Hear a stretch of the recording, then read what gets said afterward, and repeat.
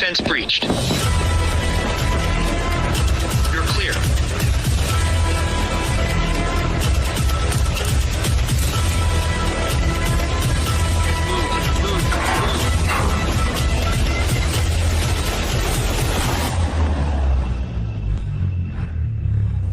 Target secured. Copy.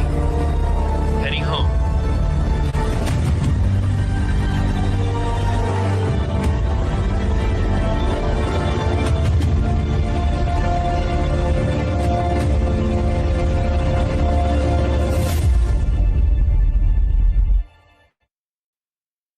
Good evening, ladies and gentlemen. Welcome to Table of Titans. It is Thursday again, and all the world's a stage, my friends. And right now, we're stumbling through the thickest fog of war you've ever seen. Disinformation agents lurk like black pillars out in the shadows, while AI-generated videos blur the lines between fact and fiction, trapping us in an endless gray zone where nothing is certain. Which patriots are truly in control? Who's pulling the strings behind the curtain? Tonight, we dive into the head first of the good, the bad, the ugly, no holds bars. Remember, it isn't my truth. It isn't your truth. It's the unfiltered, unvarnished truth laid bare for all to see. We'll cover it all, from snatching up Maduro like a drive-through Starbucks order, complete with a scenic flyby of the Statue of Liberty, to the rampant corruption festering in Minnesota and beyond. Illegal fraud popping up in the so-called democratic elections, rigging the game against us. Guys, the plan is coming together. It's time to get active, and we're going into this next election attacking the insurance companies, the big blobs that are taking all that money. It seems like that's going to be the word to go as we roll into this election, and expect Trump out on the campaign fields doing his regular shtick out there. So more to come. We got rallies. It's going to be an interesting election cycle. And we just picked up a whole bunch of other stuff out there as we're coming along here. We've been on a hiatus for multiple weeks here, but we're glad that we're back. We're glad to see all you guys here. Smash that thumbs up. Leave a comment at the bottom of the video. I got Rdoc, Space Shot, and Tron with me. What's going on, Tron? I got some things to ask you a little bit later. What's up, guys? How's it going? We miss you. Happy New Year if we didn't see you then. And what an amazing week, I guess, into this year, going into Venezuela as if it was pre-planned. And Maduro, again, this is, they didn't see it coming. We didn't see it coming. Boss was kind of building up this thing for the last couple of weeks into the new year. And again, clean and swift, peaceful president, I think so. I mean, again, this is not another 4-year election. That was the last 4 years. And that's something we're trying to get away from, is not only the finish of the 16-year plan, but also sort of looking forward to turning that new leaf and not going into these 15, 20-year military-industrial war, complex wars that Eisenhower warned us about. It's not easy. It's not going to be quick. But again, 3 years to go into 2028, and we'll see what happens then. But other than that, guys, we're going to continue to have faith, be encouraged. And like Hulk says, all the world is a stage. And I'm definitely excited to see what comes next, man. You never know. Thank you guys again for joining us. And most importantly, we are doing this fast. Again, Minnesota, Somalis, Chicago might be next, LA, a little bit of New York action, but pockets of the infiltration still remain in this country, in our government. And again, deep state on watch. So thank you guys again. Hit that thumbs up and let's rock and roll. Boom time. And Mr. Rdoc too, sir. I'm waiting for your international talk a little bit more about the finer details, which we'll talk topically about, but to figure out the real juice, you have to hang out for the whole show. Go ahead, Mr. Rdoc. Well, I don't even know where to start, guys, because the way that this is already being represented is maybe not the way it is. The continuity of agenda that has been in place related to Venezuela even before we had done the last regime, before Hugo Chavez.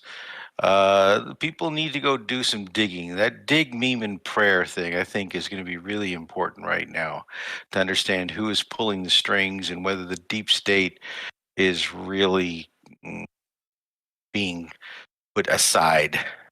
But we do have some stuff related to Venezuela. We'll go into a lot of detail. The kidnapping of Hugo Chavez, a leader of a territory that we don't control and we don't own, but we're going to try to own it and control it anyway because it's our hemisphere, damn it. We'll get into what that might mean internationally and how that's being reacted to, because it is being reacted to, and there's some things going on. We'll talk about where the history of this comes from. A lot of people are misrepresenting the Monroe Doctrine, and we'll talk a little bit about Monroe Doctrine and Polk, who followed Monroe, because that corollary is really what's at play here. And a lot of people need to educate themselves, because what our government is doing is what our government has done 70 times since 1947. And that is a regime change so that we can stay in power and democracy be damned. We'll go into detail on that. We'll also talk about what is going to be happening over the next 48 to 72 hours, likely in international news in Ukraine. We'll talk about Iran, because Iran is next. We'll talk about Greenland and what's happening with the European Union and potentially NATO. Nothing's going to happen to NATO, surprise, because we are NATO. Without us, there is no NATO. So Europe is being pressured, China's being pressured, Russia's being pressured. The gloves are off, the trickery is off. Trickery did not work, and so now we are just going headstrong into it to dominate our position in the world. And remember, we'll play a little clip to help you remember. It's from January 25th on this show. We'll play a little clip where we talked about spheres of influence and zones of control. And we laid it all out on the line here for you on Table of Titans and called it. And it is coming to pass, folks, and we'll discuss it all. International and even before the international. Thank you, Mr. Rdoc. Space Shot, sir, how you doing, dude? I gotta space mute. I was trying to do my impersonation of Bernie Sanders. Due to the Monroe Doctrine, we have the right to own South America, and we will tell any government what we want to happen, and that's the simple truth. That's what he was saying to little kids in 2003 in an elementary school regarding the Monroe Doctrine. I just thought that was pretty funny. Much different world. And it's funny, because one of the little kids was giving him daggers for eyes. He was asking him about Chile. He's like, you guys just go into these countries and take out people and this, that, and the other. Yeah, historically, we absolutely do that. We are the, not silent weapons for wars, whatever. The CIA thing where the guy goes in and he tells you all about how they do this in different countries. But this was done a little bit differently than all of the rest, I would say. Or a lot different, yes. Right? A lot differently. So, yeah, we got a lot to cover, guys. And I always want to give a big hat tip to the mods. Really appreciate your help out there. Really means a lot of selfless help. So we do appreciate that. And always a big hat tip to the folks over there on Liberty-Based News Country and the folks formerly the Patriot News Crew. And I know Hulk's got about a bazillion tabs, and I'm sure Rdoc does as well, but I'm loving this. And Hulk, really quick, we've been seeing these kind of little things that we've been kind of being prodded by certain things this week, and I gotta say later on I'll mention it, but I was saying this like 3 times this week, one of the things that popped up, and I'm sure we will discuss this, but back to you, sir. Yeah, let's go down the Qism just for a little bit as we kind of go down and show you what's going to be going on between Venezuela, stuff we're dealing with. We still got to cover stuff about Dan and Cash and Somalia that's over there in Michigan. We'll get all to it, but I had found this. Tron, did you happen to see this? There it is, guys. Patriots in Control. My new favorite account over there on the government websites is U.S. Department of Labor. Patriots are in control, and we're never giving up our fight to put America first. And again, Patriots, whether you believe the QOP is still operating or you think we're just going into this blindly, this is, again, those continued validations, whether we need them or not. That is the reason why we don't have any more Q drops. But whether it's the White House, whether it's Dan, or whether it's Boss himself retruthing Q memes, this is always nice, guys. Patriots in control. And this one was from today. Trust the plan, trust Trump. Boom time, U.S. Department of Labor. And I'll tell you what, man, 2026 is lit. And shout out to all those guys out there. But I'll tell you what, man, it's been a long journey, and seeing this come into not only conclusion, but most importantly is making sure that our country is set for the future and our generations, so that the infiltration instead of invasion doesn't happen again. And most importantly, our president needs the backing of the American people, and we're going to continue to pray for our president and pray for our country. That's the one, Hulk. The enemy's gate is down. Boom. Who's Jim O'Neill? This is the dude that was standing next to RFK today when they were giving out the information about the Somali stuff, and they're flipping the food pyramid upside down and a whole bunch of other stuff, redoing the vaccines schedule from like 27 down to 11. Dude, some big stuff is coming out of that particular group. But again, is this what you were talking about, Space Shot? The one right before that one. And I don't know, maybe because Tron and me were on a show earlier today, and I don't know if I mentioned it on this show, but I certainly mentioned it on the video I uploaded this morning, and I mentioned it on Monday, which was like the need for proofs is far beyond. Like, there's no question Trump's related to that. But so then it really boils down to, at the end of the day, do you, at the end of that post right there, do you trust Trump? That's what it boils down to.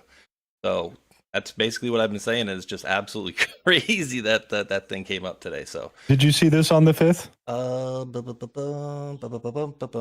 He threw out the video again, the video that would get Trump elected on the anniversary, on the date that it was put out. Delta. No, I didn't see that one. Awesome. Yeah, I didn't see that one, actually. That's funny. I'm just saying, there's your Q-isms. Yeah, but again, it boils down to, right, like, there's no question, yes, he's going back and forth and whatnot, but some people's, trepidation, whatever you want to call it, would be like, well, he's ran by the globalists, or he's being pushed to do, whatever. So, but that's what it boils down to, for me anyways. Yes, trust Trump or don't trust him. Yeah, I see it as a tug and pull between the deep state and what he wants to get accomplished and what he can get done. You can't tear too hard on those fabrics, because I think the whole system would fall apart, and that wouldn't be very good for America or the rest of the world. It's like almost like a little balancing act. And I just want to throw out this quick little AI video here, and I was just kind of amazed where we're at today, guys, because the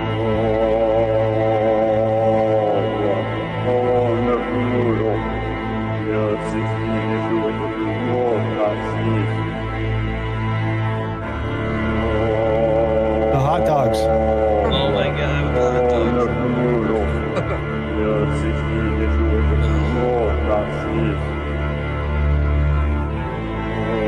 The pizza.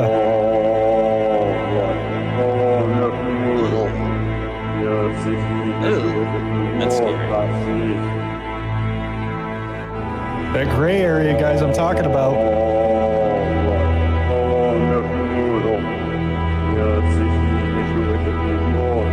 I'd love to see that one right there. He needs to go away. The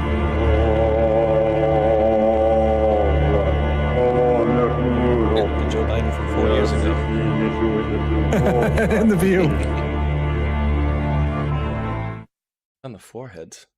Oh, quickly, I want to say a big giant thank you out to Dow, who has tipped the show via the Rumble wallet for a 1 Bitcoin. You're so nice. No, actually, it's 0.00000055 Bitcoin. Just to let everybody know. But thank you very much. I don't know how much that is, but that's interesting.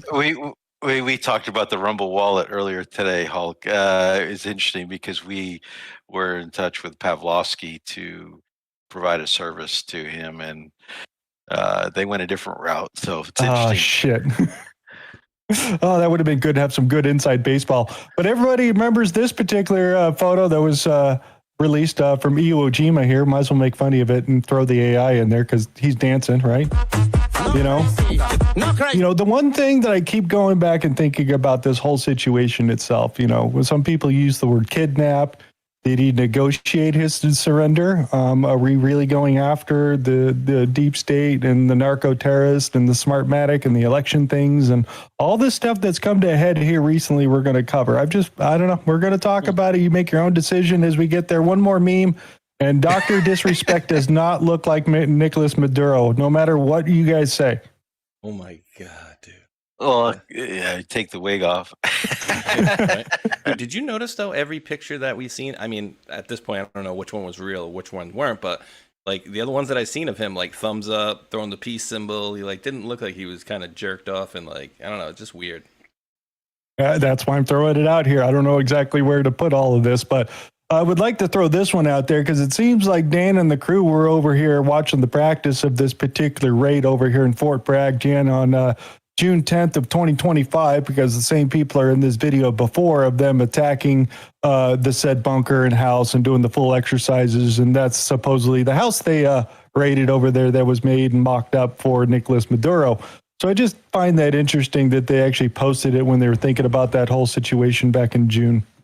So just damn. Interesting things. So that's the and mock-up of the same area pretty much right there?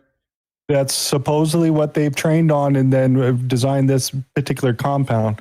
But you got to remember, they're going into the Pentagon to go pick this guy up, basically, if you really think about what they did. We're getting into the finer details later and what's going on and who's and what, so just pay attention to those particular details when Rdoc comes back around with it. And, of course, Raising Cane over here is pretty much a kick-ass guy. I think he did a great job with the rest of the military, and it's hat tip to everybody out there. With no lives lost, it's the biggest thing out there because we've been through regime changes before. Should we think about the last one we had a regime change on? Because this one, we just picked him up and took him out of country. Remember the last one he did? He came, he saw, he died. Remember that? We saw, he died. Yeah, but Hulk, what about the poor guy that was Maduro's guard, and turns out he's a Cuban, by the way. He leaves his, wife and kids or whatever, and I'm like, yeah, I'm sure that guy was, happy counting, his dollars or looking at his bank account, but a Cuban guy apparently was killed defending. Well, there's Mr. a whole Maduro. bunch of It wasn't just one Cuban guy. There's a lot of Cuban guys. His entire protective detail was Cuban mercenaries. Yeah, if you didn't know, his dad sent him to Cuba as a teenager to go do schooling and learn from over there while he was in Cuba for a few years, and then brought it back over to countryside that was over there, and continued to use the guards because he doesn't trust his military that is out there. We'll get into some of that. The one thing I'm going to say up front, guys, is this. Okay. Venezuela is a much more complicated thing than all the social media rah-rah shit you're seeing. Okay, I agree.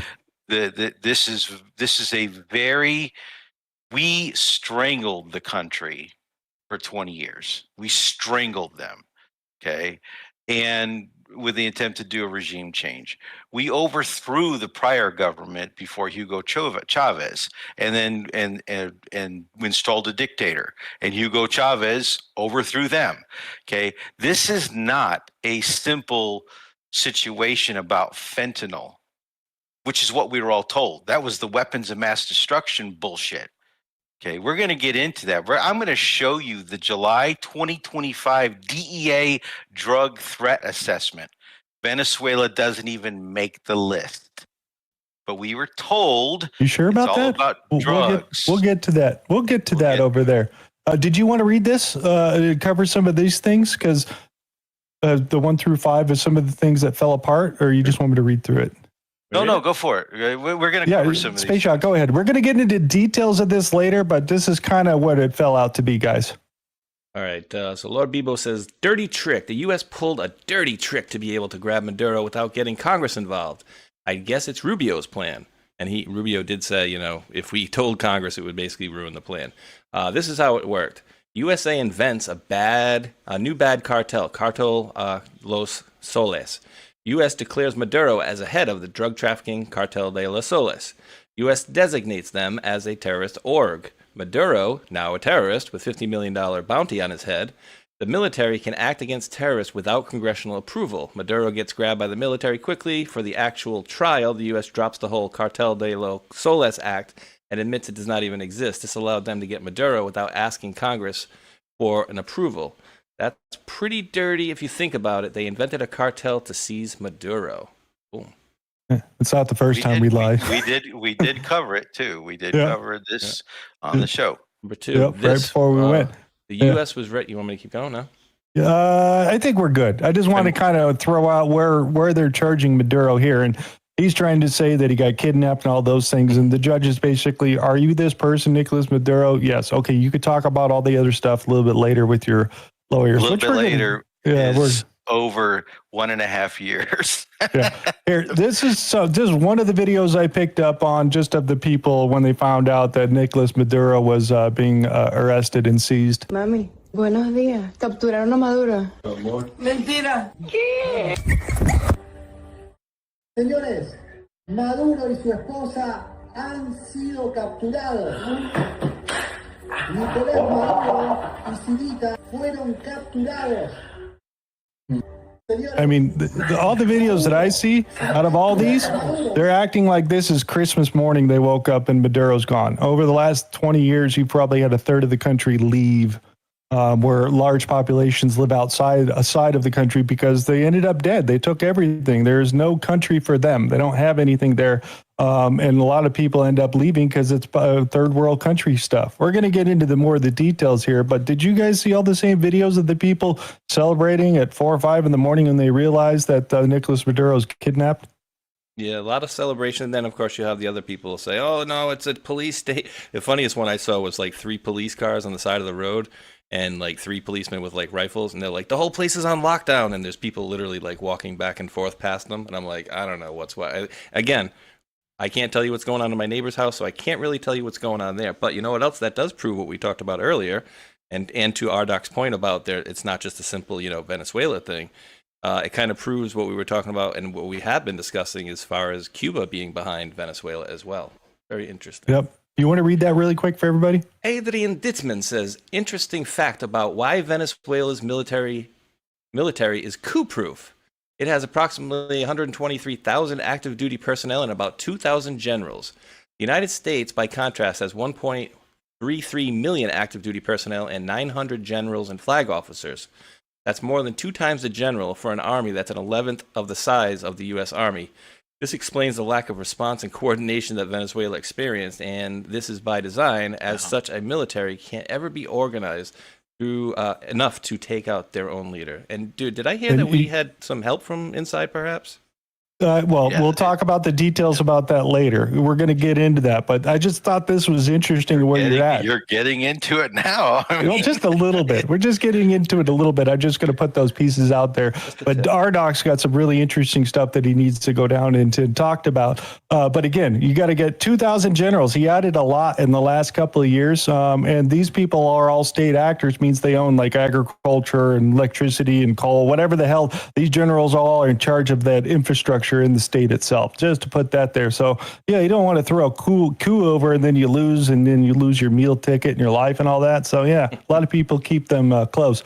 Here, I thought this is interesting. Nicolas Maduro's nephews were captured by the DEA in Haiti with kilos of cocaine. They were brought here, they went to trial, they were declared guilty, and then Biden pardoned them and sent them back. What? Oh yeah, this happened a few years ago under Biden. It was all part of an exchange for American prisoners. And he released the nephews of the dictator. So yeah, they're caught in Haiti with 2,000 pounds of cocaine by the DEA and then tried for 18 years in federal prison. And then Biden lets it go on a prisoner exchange and commuted their sentence. But there's no drugs in Maduro's family. I'd just like to point that out. No, the issue here is cocaine, and the cocaine being trafficked by Maduro. That's the issue here. It's not fentanyl. Cocaine does come out of Venezuela. It comes mostly out of Colombia.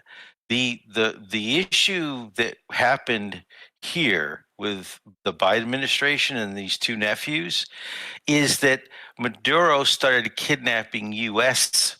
personnel and citizens and to force them to deal with Venezuela while this sanctions regime was going on. So the dude is a bad dude. Okay. You don't stay in power in that type of country, in that situation, without being a tough hombre. Right. And the issue here is not one of, did we have a pretense to go in and do what we want to do? Yeah, because under Rubio has some comments. We talked about this as it was happening. We talked about how we invented this law that said that they were guilty. We said that they're terrorists, they're narco terrorists. This whole thing was designed to do exactly what Bebo was saying. Trump administration went after the Maduro family in 2019 in Florida Absolutely. and took a whole bunch of buildings and $400 million and labeled them as narco terrorists then. So this isn't the Biden something new. administration continued it, and before Trump, Obama was doing it, and before Obama, Bush Jr. was doing it. So this is not a new situation, and Exactly. Trump is continuing the situation. Yeah, I want to throw out this video that I don't know why Vince Scully talking about socialism, and I learned a new fact. Socialism failing to work as it always does, this time in Venezuela. You talk about giving everybody something free, and all of a sudden there's no food to eat. And who do you think is the richest person in Venezuela? The daughter of Hugo Chavez. Hello. Anyway, 0-2. So Yeah, good old Vince Scully. Scully, oh my goodness, dude. The weird shit I find on the internet sharing the show, but it made it there. Let's keep going. Maduro hires Julian Assange's lawyers to defend him. Did you guys all catch that? Oh yeah. Yeah, I didn't either. Oh, I did. Pollock is defending him, offered to defend him. And then we got Maduro cases heading to a Clinton-appointed judge. He's 92 years old. Yeah, wonder if he'll last to the end of the trial out there. But again, this is coming back. A big chunk of the stuff that we've been following is back to a lot of the stuff that she has been talking about. Smartmatic and E&E and Dominion, the whole Venezuela thing that we had followed. And never mind the fact that a year and a half ago, the Philippines went after Smartmatic and indicted their top CEO and their finance officer. And then back in, what was it, November this year? I think it was 2 months ago that they also had a grand jury impaneled and put more charges against Smartmatic just a couple of months ago. So this election stuff, it seems to be accelerating, especially a lot of the stuff that, you know, the crack-in and all the crack that we got involved in and trying to follow and bring out the truth, and it all got shut down. So I find this quite interesting about how true this might be. Thoughts on any of this? I'm going to ask you the question. Oh, the question? I'm going to pick 42. Who is behind Dominion and Smartmatic?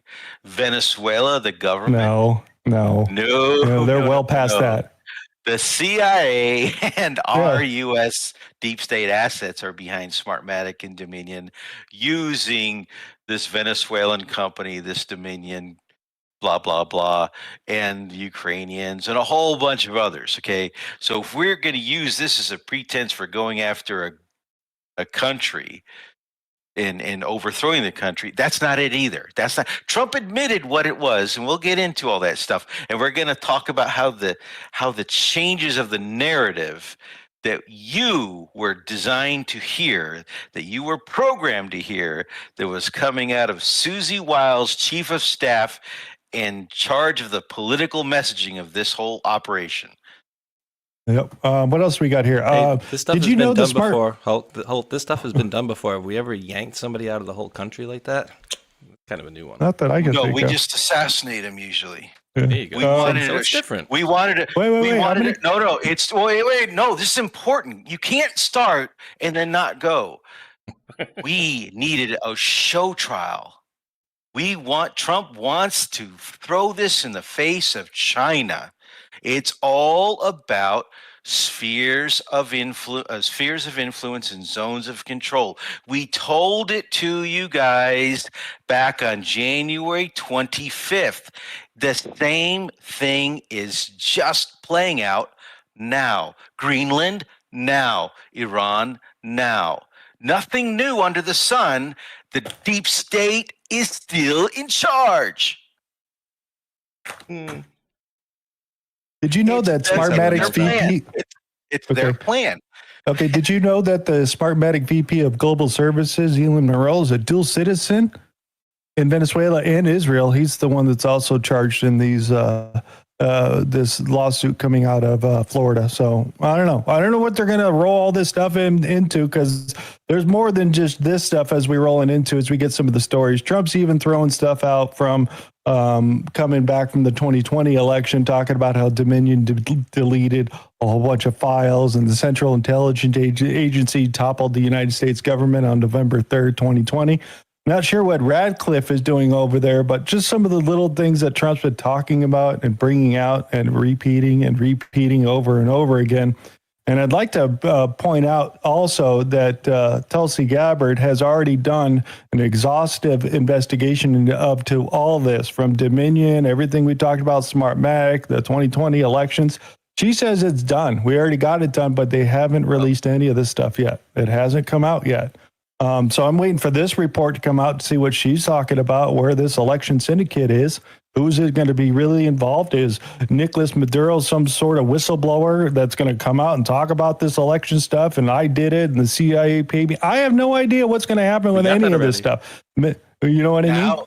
Now you're starting to. You're starting to get into the deep matter of things. But I just want Maduro. Why is Maduro here? Why is he on trial? It's to put this pressure on exactly this message. Yep. So maybe election stuff, a lot more. It is definitely pointed at China, because China lost a lot of money in Venezuela. So that was an interesting thing. They haven't lost anything yet. That's all rhetoric. Yeah. That military Space Shot, you read this? guy, yeah, that military intelligence guy that we had, I guess that Obama, I think Obama had arrested him. Yeah, so he was. He's been in jail since 2017. Yeah, head of military intelligence, I guess. But he was also saying he's actually saying what you were just wondering, like, are we going to have a whistleblower come out to say this, that, and the other?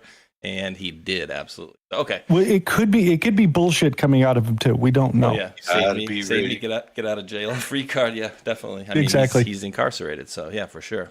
President Trump post: I am going to lead a movement to get rid of mail-in ballots, and also, while we're at it, highly inaccurate, very expensive, and seriously controversial voting machines, which cost 10 times more than accurate and sophisticated watermark paper, which is faster and leaves no doubt at the end of the evening as to who won and who lost the election. We are now the only country in the world that uses mail-in voting. All others gave it up because of the massive voter fraud encountered.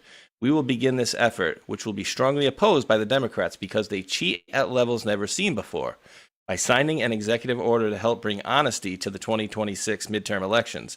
Remember, the states are merely an agent for the federal government in counting and tabulating the votes. They must do what the federal government, as represented by the President of the United States, tells them for the good of our country to do. With their horrible radical left policies like open borders, men playing in women's sports, transgender and woke for everyone, and so much more, Democrats are virtually unelectable without using this completely disproven mail-in scam. Elections can never be honest with mail-in ballots and voting, and everybody, and in particular the Democrats, know this. And I and the Republican Party will fight like hell to bring honesty and integrity back to our elections. The mail-in ballot hoax using voting machines that are a complete and total disaster must end now.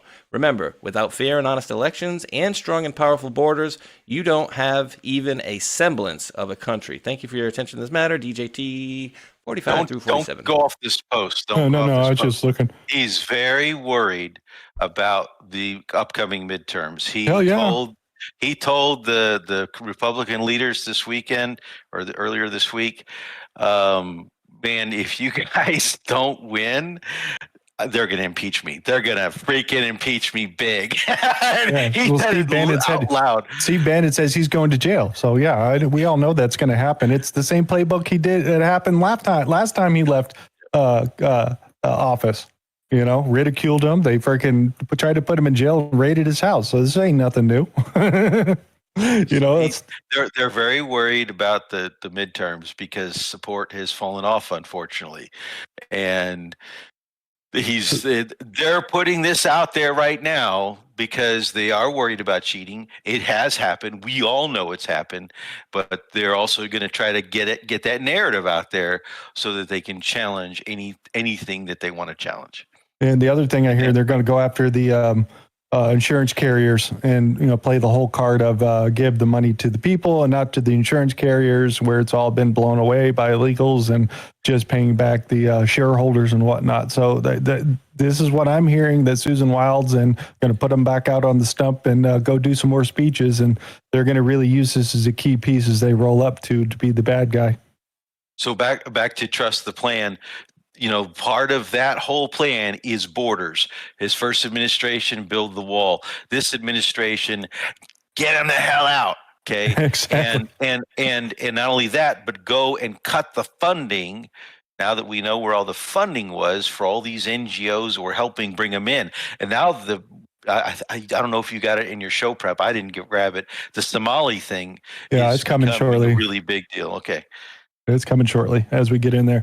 So that's that. What else we want to go throw into over here? I'm going to throw this quick little funny out there. Argentinian guy talking about Argentinians. You know how many kids are going to name Donald Trump this year? If you don't know something about Venezuela, Venezuela has a lot. They put a lot of weird names to their kids, like Jefferson. You know how many kids are going to name Donald Trump this year? He's my son. He's Donald Trump 1, Donald Trump 2, Trumpcito. Is my daughter Donala Trompa? Come on, it's funny. Pretty funny. It's funny. Where else? It's true. They were doing the same thing in another country. I saw that just the other day, and they're going to swap a famous statue out for the bust of Donald Trump or something like that. That was awesome. This is the gentleman that was talking about how Nicolas Maduro was sent to Cuba as a teenager and spent a lot of time over there in the guards, which Rdoc's going to go back into a little bit more detail in there. I just thought it was interesting. He spent most of his teenage years over there in Cuba, getting radicalized. The Colombian president, the day before the raid, was burning down American flags and really trashing America. He seems to turn around and says it was a great honor to speak with President of Colombia, blah, blah, blah. Called to explain the situation about drugs. We'll take care of it, blah, blah, blah. Let's see if he can make it over to the White House. That's Trump putting a spin on the call that happened. That's not what happened, and that's not the details I got. Well, he ain't burning flags, and there's no more protesters in his country. No, I got the latest on this one. We'll go into this as well. Okay, did you happen to see what he said? Yeah. Ну, що я можу сказати? Якщо можна так з диктаторами, to deal with the dictators like that, то Сполучені then the Штати United Америки States of знають, America knows what they have to do next. Come pick me up. Well, that's one interpretation. One interpretation was he's worried about himself getting removed, and there are some political changes there. The other thing, of course, is he wants to go after Putin. Well, he knows damn well that that's what happened the day he was meeting with Trump at the White House, and we'll cover that as well. We're going to get there. I cold call this one. I haven't watched this, but I wanted to see what our good old friend John Brennan had to say about this entire operation. Do you think he supports it, or is he really unhappy that his CIA operation down in Venezuela is kaput? Thoughts? I don't think he's happy, but I think there's going to be a mixed message here. I can feel it coming. Okay, here he comes. What did you make of the events of the last 24 hours here? Well, John, I think you did a very good job teeing this up.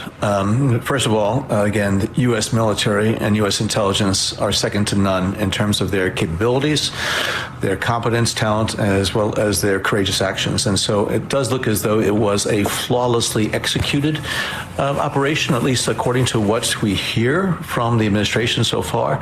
And a lot of planning went into that. But that was, I won't say it's the easy part, because it was sort of a complex operation.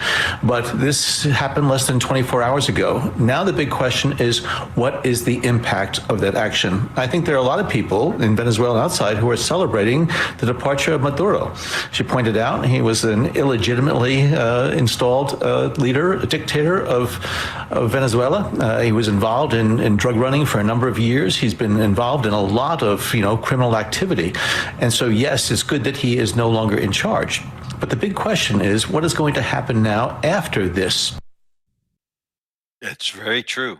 Unfortunately, that last part is very true. And the neocon operations like Iraq and things like that, when they all get excited, they want to push for, let's go invade Iran, let's go do this, let's go do Taiwan. They don't have the afterthought. They don't have plans for after, it'll all just fall into place. We'll worry about it then.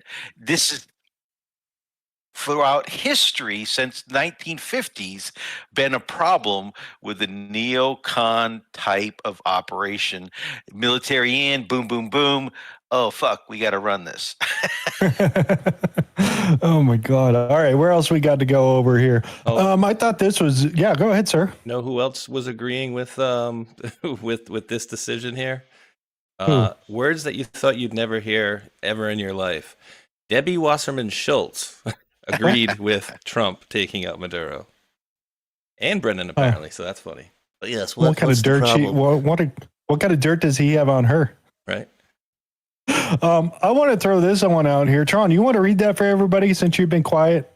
Guys, you can't make this up. Lockheed Martin stock LMT just fell 7% after President Trump banned stock buybacks and dividends on U.S. defense companies until problems are rectified. Then 2 hours later, President Trump said the U.S. military budget would be raised and should be raised to $1.5 trillion.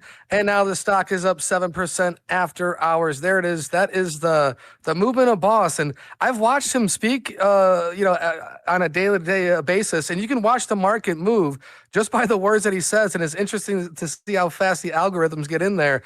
But the market recently has been all over the place, up and down, gold and silver, and even our defense companies there. And I believe Raytheon is also going to be in there as well. But this is interesting, guys. Buybacks and dividends. Yeah, that's him pointing the finger at the defense contractors and Raytheon and the rest of the guys that no more paying off stock dividends. You got to invest in manufacturing and stuff. So none of those endless promises is basically what he's saying here. So we'll see what it comes up to. I didn't have the other clip here. Oh, damn it. All right. Maybe it's somewhere later. Do you have his other thing about the housing? I think that's worth mentioning. Yeah, that's the other thing I was going to put. I didn't have it right next to it, but do you want to talk about it really quick? I'll just splurt it out. Basically, he's saying essentially like corporations shouldn't be buying single family homes. So it basically looks like he's targeting places like BlackRock and Vanguard that have been doing that in the last many years, where they want to put out rentals essentially, and they don't want anybody owning houses. So that's what he said the other day during one of these very long things like that. He's like, yeah, corporations shouldn't be owning single family homes, and it makes it more difficult for rent and whatnot. So I thought that was very good. I think he's buying $200 billion worth of mortgages is what they're planning to do out of Freddie Mae and Freddie Mac. So we'll see how well that goes. Might lower prices and interest payments and all that, but we'll see what happens. Let's go stop over by Cash Patel really quick because we had some changes over there. You want to read that one for everybody, Space Shot? Sure. Cash App Patel, a name to remember. We had a approximately 17% drop in felonious line of duty deaths for America's police in 2025. 2024, 64 LODDs. In 2025, 53 line of duty deaths. So down by 11. 17%? Yeah, approximately about 17%. Just approximately. That's all. Wanted to point that one out over there. Here, you want to read this one again? This is his little update that he's done. Sure. I love FBI updates. January 8th, this FBI is cutting waste, streamlining operations, and saving the taxpayer millions of dollars. Following real Donald Trump's executive order on, quote, implementing the President's Department of Government Efficiency Cost Efficiency Initiative, in 2025, we conducted an exhaustive review of our contract spending. That resulted in a savings of over $316 million and $1.2 billion in overall contract ceiling savings, a huge number for the FBI. We're also evaluating our real estate footprint especially thanks to our new headquarters building move and shuttering unnecessary real estate leases. By consolidating locations, we're saving the taxpayer millions in rent payments, $10 million in annual rent payments from closing one downtown lease alone from DC, with dozens of additional sites under review. Saved funds are being allocated to crush violent crime and defend the homeland as we work to keep Americans safe. No more wasting money on bloated, inefficient, bureaucratic projects that will take decades to benefit the taxpayer. We're putting the money in delivering results where it matters and bringing record results. Historic 20% drop in nationwide murder rate, 100% increase in arrests year to year, over 2,000 kilos of fentanyl seized, up 31%, enough to kill 150 million Americans, over 6,000 child victims located, up 22%, and espionage arrests, up 35%. How come we don't get those notifications? Espionage arrests. The Chinese guys and those whatnot. Yeah. They still got a lot of kids to find. I'll put it that way. So hopefully they get them. Yeah, they are getting a lot closer, I think. So did everybody catch this interview from the other day over here about cash or about Dan and all those sort of things? The interesting thing that you can remember about that particular deal is it seems like they sent him in as the hatchet man, and it was always the plan for him to be there for the year. I don't know how much I actually believe that out there. I wanted to kind of ask you guys to see what you thought about Dan spending his time over there, and him being the law enforcement guru type guy to come in there and get rid of and find who the bad perpetrators are, and at least set up some sort of mechanism for them to get to these people and change the leadership. So thoughts? I just like because he got rid of so many people, and he said it was a lot of bureaucratic stuff. So I don't know if you got the same thing from watching. I don't know if you watched the whole interview, Hulk, but yes. For me, it seemed like that was what he was tasked to do, was to go in there and kind of get rid of all the people that are the resistors. Because he's like, they don't just come out and tell you who they are, right? You have to kind of do things. And he said, that's what I was kind of going in there to do. So he did mention that what he was going in to do. He didn't say that that's all he was going in to do, but I get a feeling that was a pretty big chunk of it. Yeah, we'll play the clip here. I really found that there were two FBIs. There's the guys out there with the door kickers going out there getting bank robbers, working white collar, working violent crimes, working counterterror, working counter-espionage. And then there was the politically weaponized group, and they had to go. Like, okay, well, that's easy. Well, the problem is who's in what group? They don't come out and tell you. No one comes out and advertise. It's like, hey, I was part of this. Cash and I did investigate, say a problem, find the perpetrators involved, and take action. And it sounds like a simple battle plan, but it's not as easy as we thought. Do you feel comfortable stepping away and knowing that it's good? Well, I wouldn't say anything's ever good in that human beings are incorruptible. They are. There has to be mechanisms in government. Am I comfortable that Cash and I did everything we could in the past year to create institutional safeguards against things happening again anytime soon? Yes. The problem is you can get new leadership in there later that can obviously change it. I don't know if you can answer this question, but how many people did you fire? There were a lot of personnel changes. I'll leave it at that. A lot. Significant personnel. And the leadership I'm reasonably confident, is completely different at this point than it was. I'm not sure there's that many folks left from before. Not that many folks left from before, unless they got some of those deep state holdouts still hanging out, waiting for the administration to change. We don't know, but we are seeing difference in the violent crime rate in America go down. I mean, I see it every day if you go driving around town. I don't know if you guys see it, but I see it, especially here in California. So I don't know. I think it's a good thing. There's certain, is it the same way as what we saw like months ago, Hulk, where you drive down like certain alleys and where they were just completely congested before? They're not. I doubt every place is like that, but except for LA, but LA still has a large homeless thing because I went driving through there yesterday, going to Universal with the family. But holy crap, the rest of the area, not where I'm at, it's a lot more cleaner. But can't say that for LA. There's still homeless people all over the place and burned out RVs and all those sort of things. Here, read this one for everybody, Mr. Space Shot. Seems like this is his new mission. Okay, Dan Bongino, Digital Astroturfing 101. If you're into gaslighting, blackbilling, and bullshitting, One of the most efficient ways to do it is through digital astroturfing. Digital AstroTurf pros use a combination of bots, paid influence campaigns, and useful idiots to give the appearance of an authentic movement. It's a fraud. It's always been a fraud. I've been on and off of this platform for 15 years, and I've seen it come and go. AstroTurf zeros love to tell people to, quote, read the room. But when the room is actually read, they ignore it because the mask comes off. Even CNN was forced to acknowledge the divide is bullshit. Bottom line, friends, don't let friends buy into black pill bullshit. Have a great day. Nice. So it seems like that's going to be his mission as he rolls into his show sometime, I think, first couple of weeks into February is when he's coming back. The word has gone out. The White House had when they were in Mar-a-Lago, they had a planning session, and Susie Wiles has designated Sorter, Dougherty, Bongino, and all these folks. They will start passing the message to deal with anybody that may have been MAGA that is now blackpilling. That's going to be the new word. You're going to hear people designated as black pills. Some of y'all might be thinking I'm blackpilling today when I get in talking about Venezuela. And he took the words right out of my mouth. I want you guys to make up your own decision. Don't be influenced by me or Tron or Space Shot or Hulk. You definitely don't be influenced by somebody who forgot how to be an anon. Just saying. Just as a reminder, on the 12th, we got 2 grand juries being impaneled in Florida again that are going to be up here next week. So we'll see what's going on. I have not seen any dates for the Clintons who go testify in front of Comer. That's supposed to be coming up this month. I haven't seen nothing on it. But just to throw that out there. If anybody was following the Minnesota story over here, the Hampton Inn was denying access to the DHS employees and started to dox them.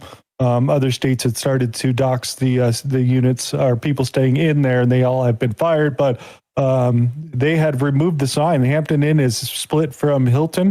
You lose your franchise, and we're out.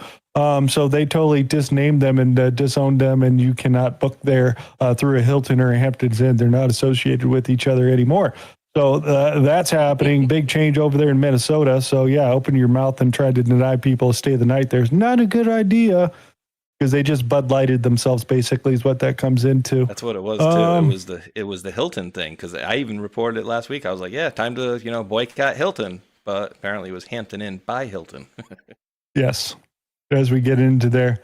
Here's another thing. If you're talking about the whistleblowers, back in 2018, they went after Minnesota and started to go through and check out all the fraud that they had. And they had come out that basically at least 50% of the $217 million paid in the daycare child centers in 2017 was fraudulent over there. So they came out with this big deal. They spent all this money to go and do it. And then they're like, we don't like the answer. And then they decided to spend $90,000 to have another company write a little bit better report so it didn't look as bad. So those whistleblowers had come back out, and the DOJ is talking with those guys over there because they tried to sidestep this entire process, and the fraud is still there. It still continued to go on, and these are some of the things that they're starting to deal with. So the whistleblowers are starting to come out. They're starting to listening to them, but we'll get into a little bit more of the fraud as we get into there. But, yeah, investigation finished in 2018 about all this fraud. Wondering why nobody just heard it. Dude, it was broken into. Oh, we're going to need the records for all those signups. Oh, yes, because of these men, Nick Shirley, they broke into our place and stole our signup records. Oh, yeah, they ripped a couple of checks, too. We'll get to that one over there. We are going to visit the ICE-involved shooting. So this lady, the 2 ladies, actually, they're married, a lesbian couple, drove 350 miles after receiving special training to oppose ICE and all the things that are going to be radical America type of thing, and decided to go all the way up to this location and then cause issues out in front of the vehicle, resulting the loss of one of the people's lives in this particular shooting from a couple of days ago. Just to show you some of the things, we want to get into the little video here. We're actually going to play a little bit of the video here because this officer, let me bring this down. This officer is one of the special reactionary force type people here.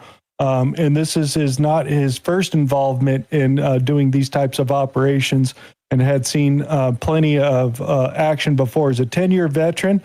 He shoots the car right in the middle where the heart level would be. Hit the person right in the chest and hit him in the head.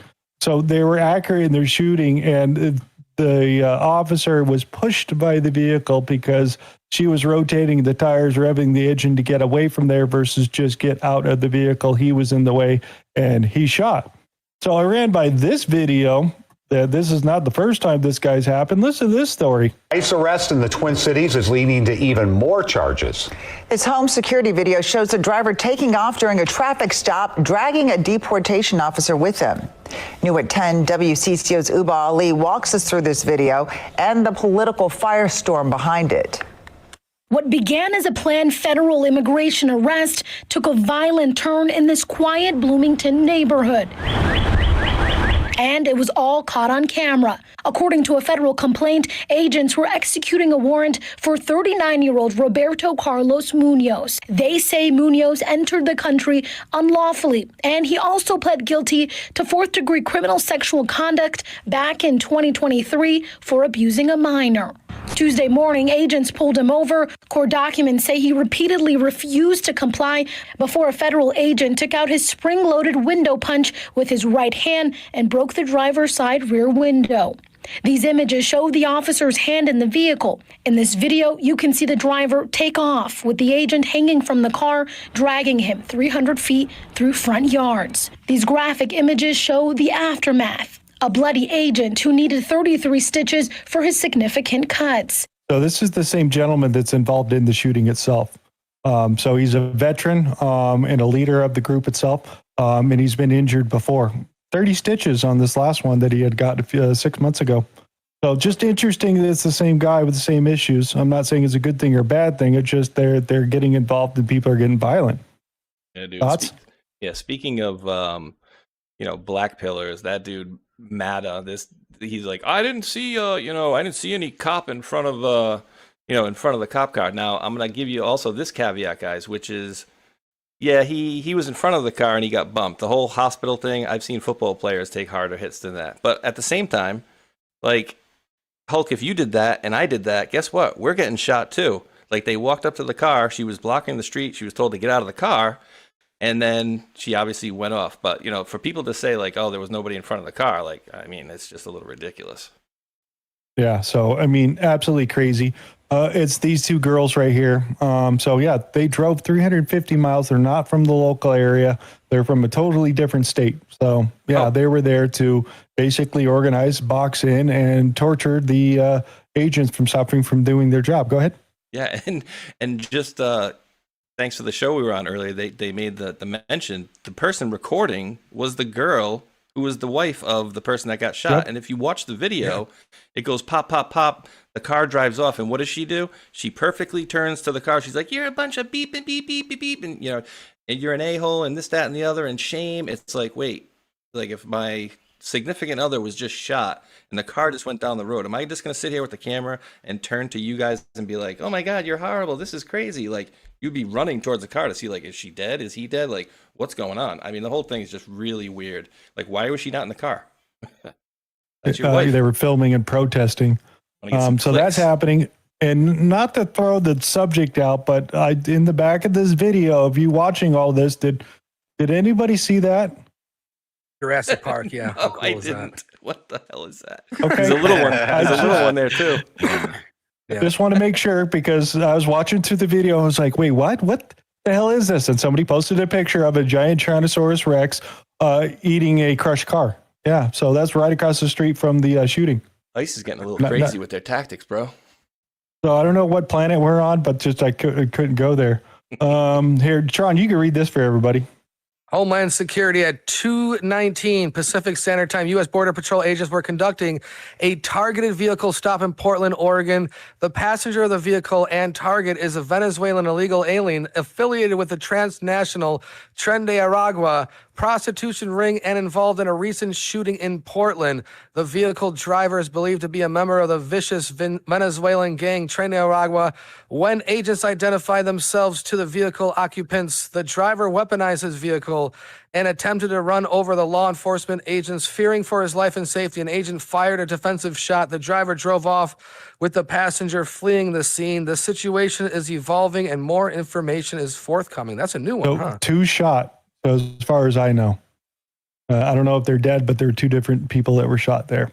So, and just to throw a little bit more of the protesters out there, I thought this was cool. Wait, that was a video?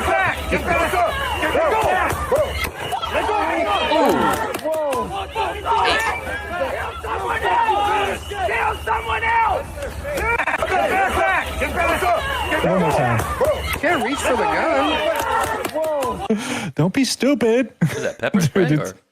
Yeah, it's some sort of pepper spray bomb deal. So I thought that was interesting. What does Trump have to say about the whole situation? I'm allowed to use the Insurrection Act. In fact, that was on Stephanopoulos today, his Sloppodopoulos show. They asked Sloppy Chris Christie about the Insurrection Act. He said, well, if you're talking about the Insurrection Act, he's got the absolute right to use that. And he said a couple of things. He said 50% of the presidents that served in office have used the Insurrection Act. And the Insurrection Act, according to all of them, said it can't even be challenged. I don't have to go there yet because I'm winning on appeal. You know, you're right. We're losing with radical left judges, generally, radical left judges, and we're winning on appeal. John, what do you think? Insurrection Act? Insurrection Act of 1807, and this is one of many acts that Boss can go into and just kind of pull out, and I think this is fantastic. I mean, I don't think it was as many percentage as he said there, but this was always been a little avenue for Boss throughout the many years, and now we get to see it, especially with these cities, National Guard being deployed and whatnot, going back to the drops. And Boss has showcased this in New York, Chicago, LA, and Minnesota. These Democrat-run shitholes are just can't keep it down. So once the situation calls for that, then Boss is kind of hinting, and we already know it's coming. He's been saying this for a while, and once he starts to drip it, it's going to hit. And again, you F around and find out. We got to keep our streets safe, and if those local governors and mayors and the senators aren't going to do it, then Boss is going to step in and federalize that stuff, and we'll see how it happens. And again, this is the precedent that Boss will set, and most importantly, we have to protect our cities. Yeah, Tron, did you happen to see this right here? Oh, that's cool. Trump administration deploys 2 Iwo Jima to Lake Michigan for border patrol and law enforcement support. It fits. It fits. It's no problem. They just parked it there. They got it done with over there in Venezuela, just slipped it in there. A little bit of Vaseline to fit just fine, right? So, yeah, they're going to help out with some sorties and stuff. Oh, that's funny. It's on my Twitter feed if you want to find it. So since the recent explosion of the information coming out on YouTube about the Somali fraud out there, they've raided multiple places in the last few days, a couple of dozen. So we're not just talking ones and twos. They are basically auditing all of them as they go through a lot of these offices. So I see a lot more coming as they start to go through a lot of this investigation over here. Here's another thing to be paying attention to, because Keith Ellison over here, Mr. Antifa holding handbook holder, card carrying dude over here, who's the attorney general of said state over there, was meeting with the Somali guys just a few days before they all got raided and had to spend $22 million, or then they didn't actually have to pay it back. The judge says, don't worry about it. We'll let you go. But anyways, they spent all that money going after all those people here. He was interacting with Keith Ellis first to make sure they got some sort of soft landing. And what happened? Nobody got prosecuted in that group. So now they're looking pretty hard at what's going on with Keith Ellison and the rest of the group here, because if you guys didn't know, what's his name? The mayor, the governor, what's his name of Minnesota? Tim Walz? Walz, yeah. Yeah, Walz. He has announced that he's not running for the next election. I'm hearing that if he didn't step down, he would go out in handcuffs, is what some of the people in his congressional area are saying. But we'll see if it comes to that here. At this point, they're looking at Keith Ellis. They're looking at Ilhan Omar right down the list to see how far this is going. I'll get into some of the Bassett clips coming up here very shortly, because there's some interesting stuff going on there.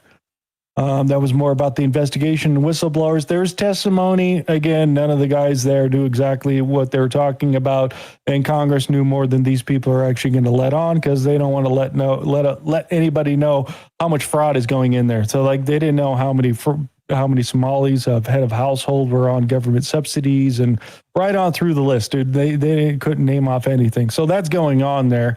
But as Mr. Spaceshot was asking, because they're starting to ask for all the records from all these daycare centers, that if you want to get paid, you got pictures, we want receipts, we want people going, show me that you're a little bit business. And then this happened over here. They were stolen from the daycare. Yes, every single one. We don't know where they went. Everything is fine, totally fine. Nothing wrong, really. Just say it. Don't mess it up. We good? We good? You're saying all the children are missing from the daycare? Yes, all the children stolen. Homeland Security, they maybe took them. Is that okay? But everything totally fine. Yes, very fine. Wow. So I would like to remind you, the gentleman is wearing like $2,000, $2,500 glasses on his head. I can't find the damn photo, but I found it earlier that somebody was walking by that learning center with the without the N on it before they changed it. The guy had like a GTR 240S, or not a 240, GTR Nissan, something really expensive car parked right out front of the daycare. And he posted a picture and did a video on it, and they already are suing this YouTube guy already. He's like, dude, all I released was the photo, and they're suing me for not to release the video of this car in front of the learning center a couple of months ago. So yeah, lots of money being spent over there. What else do we got to show you? Oh yeah, here's him also saying, I'm not going to play the clip, but he's saying at the learning center, owner says he can no longer pay the gas bill now that the money isn't flowing in. So yeah, I can't offer heat for your kids here. It seems to be a mass exodus of kids showing up at the daycare centers now than there was before, because there wasn't any before, but there's a whole lot now. So they're trying to keep records. So as they continue to move with this, Tron, read that for everybody.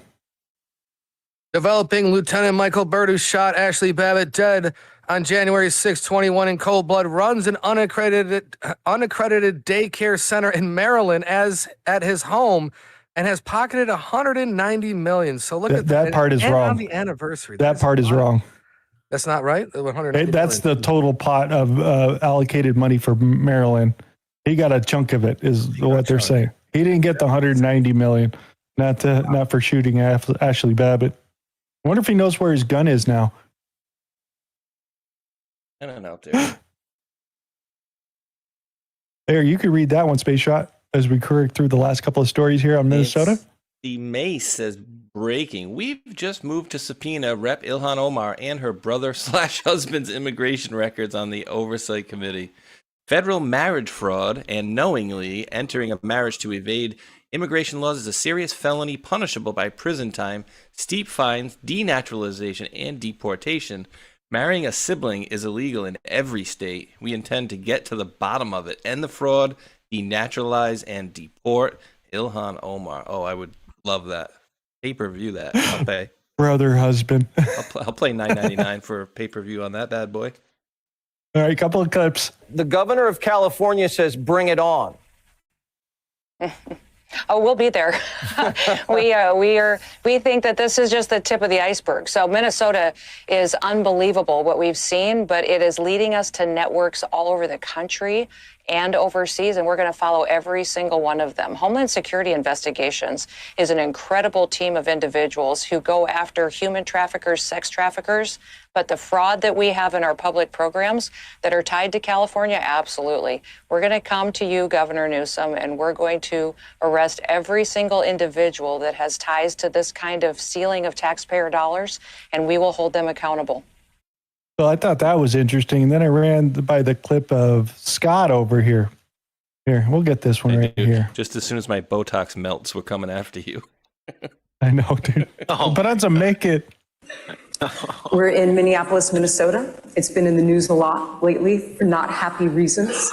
Why did you want to come to Minnesota? Well, Michelle, this event, or the genesis of this event was many months ago, when I wanted to come out and I was going to talk about bringing Minnesota back into the American prosperity track.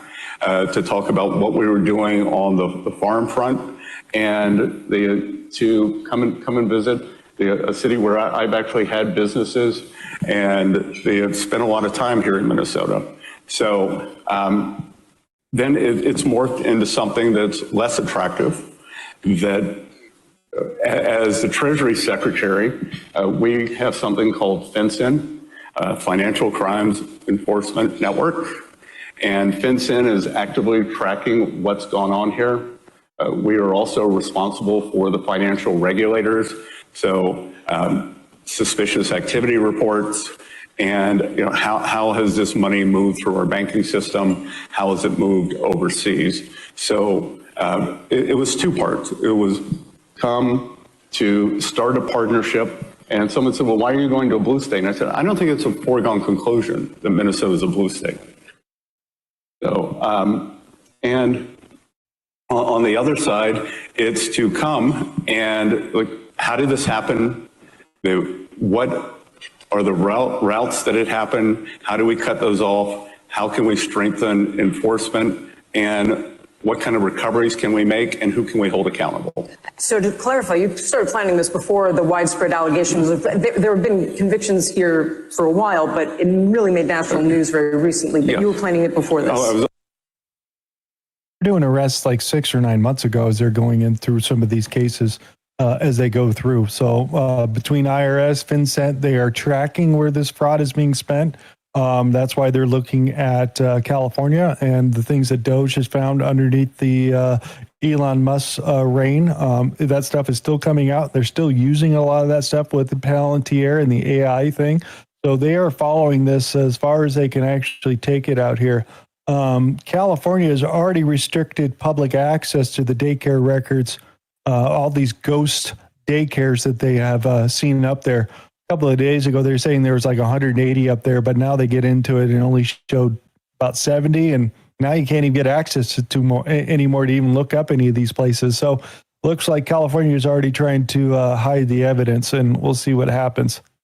Wow. Hey, Hulk, this is a pretty funny comment. It is going back to Venezuela, but I think it's pretty interesting. Mouse17Q put it in the chat.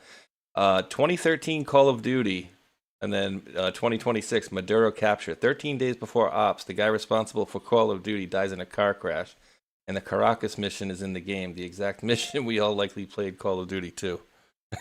Yeah, actually, there's actually 2 years later. Yeah.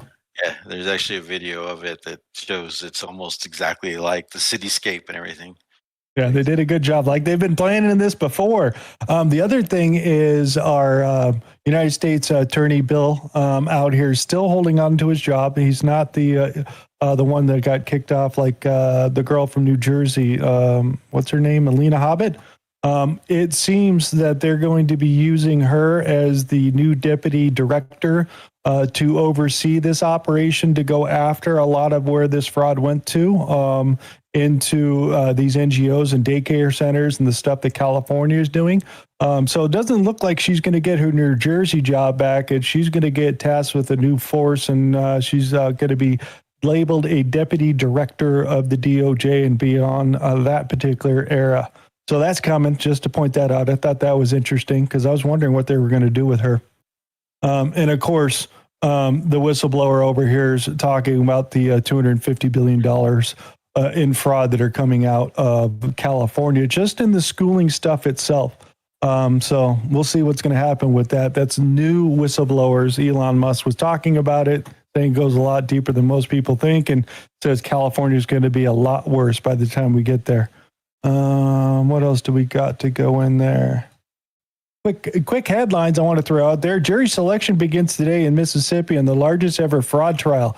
$77 million were defrauded from the state, and money were supposed to be helping impoverished children. The same thing that they were doing over in Minnesota and the rest of the area.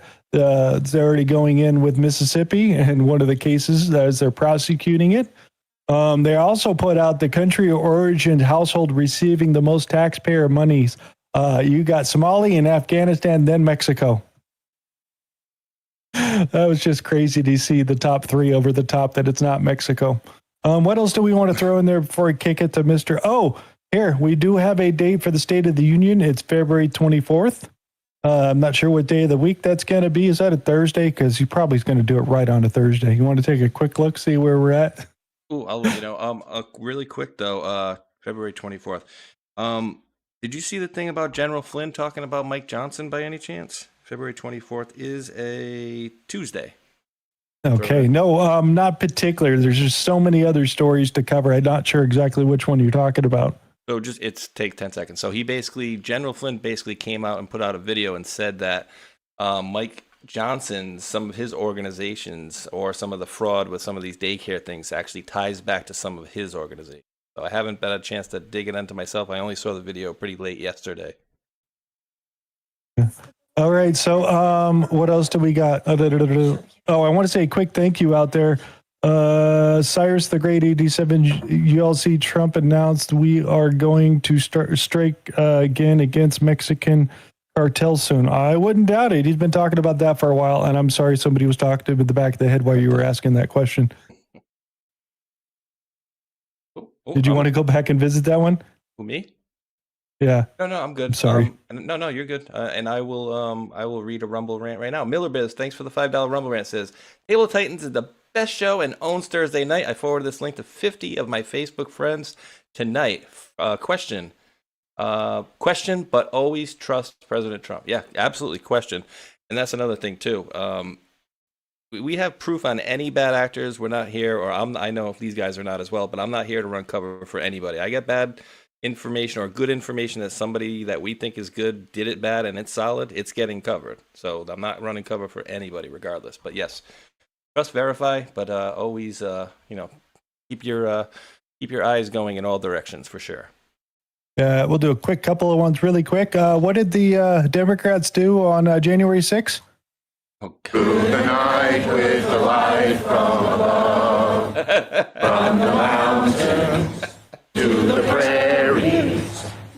So that was their solidarity moment of celebrating January 6th, which they all instigated and put together there. But let's see what James O'Keefe has to say about Hollywood and D.C. here as of lately. Most people in D.C. are gay, and the ones who are not openly are secretly gay. And I know narcissist is an overused word, but let's be honest, we all have a little bit of narcissism in us. But in Washington, D.C., and in politics in particular, people are so blinded by the love of power, and they're so in love with themselves that it's almost like they're in this little psychological cocoon, where they're not even paying attention to the guy across from them. They will literally not ask me one question about myself.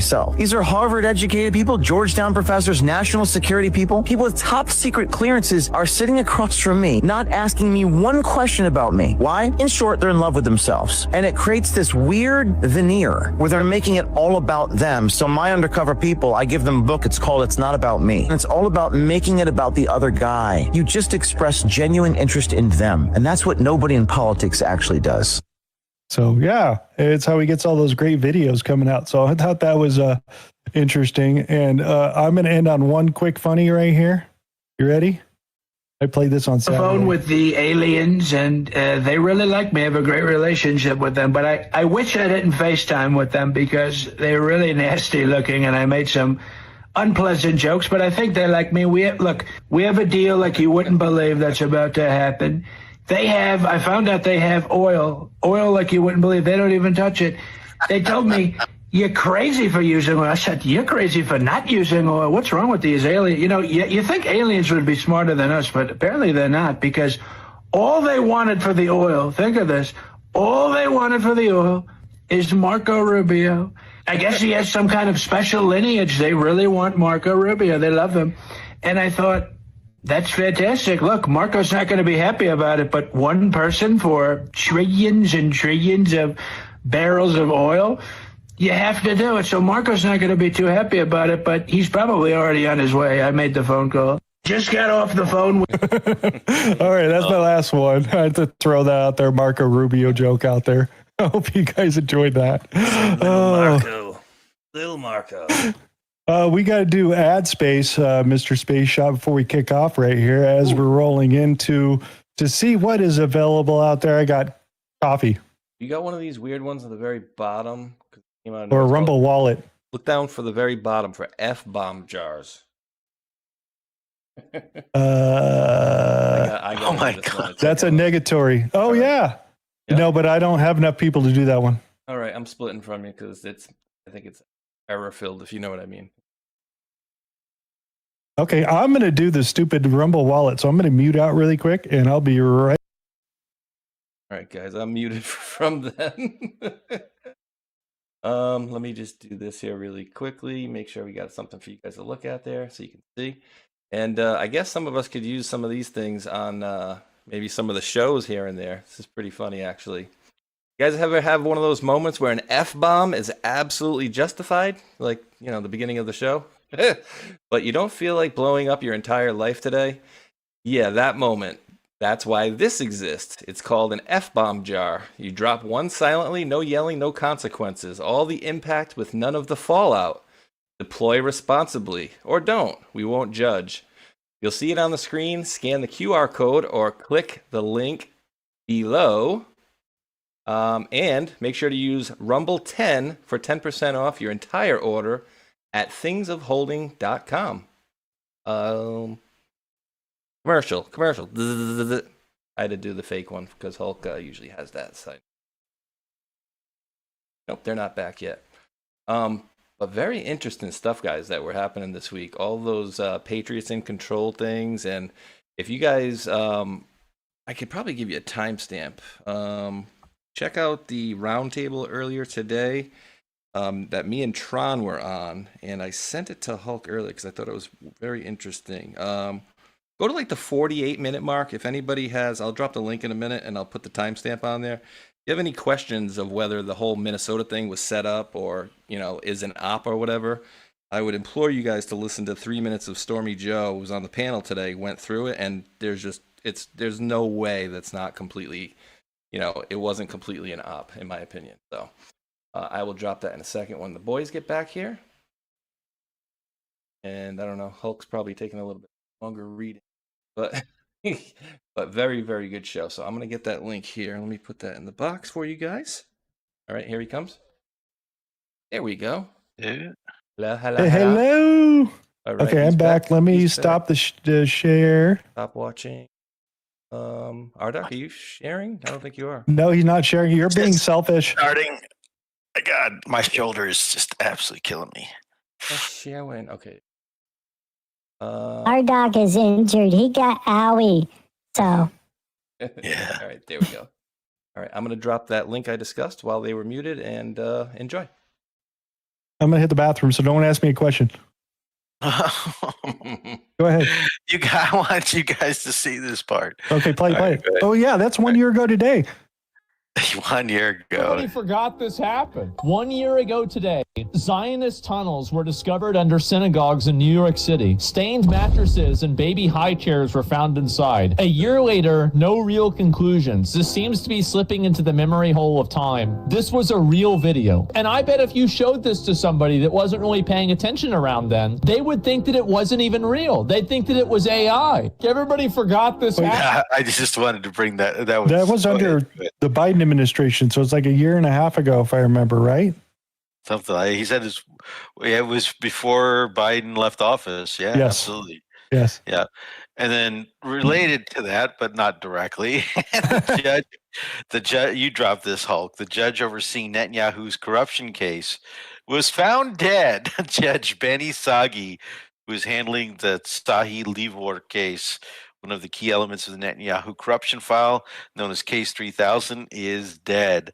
And not only that, but I think one of the International Criminal Court attorneys that was prosecuting that case that led to the ICC court charges against or indictment against Netanyahu is also dead. We reported on that a couple weeks ago. So yeah, nothing to see here. Move along. Okay, so you if you need to go now's the time to go because we're going to be right back.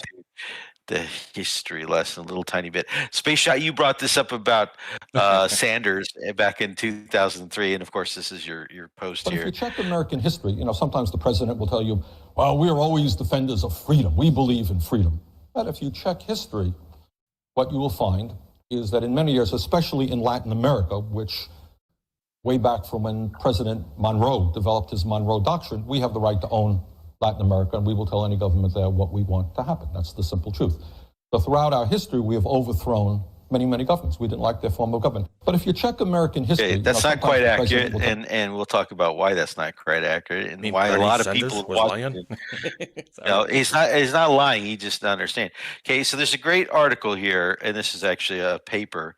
Can I make it bigger? Can I make it bigger? I can make it bigger, yeah. That's what she said. All right, so, yeah, exactly. This is Webster Review of International History, published in 2024, and it goes into a really interesting comparison of the Monroe Doctrine versus Polk.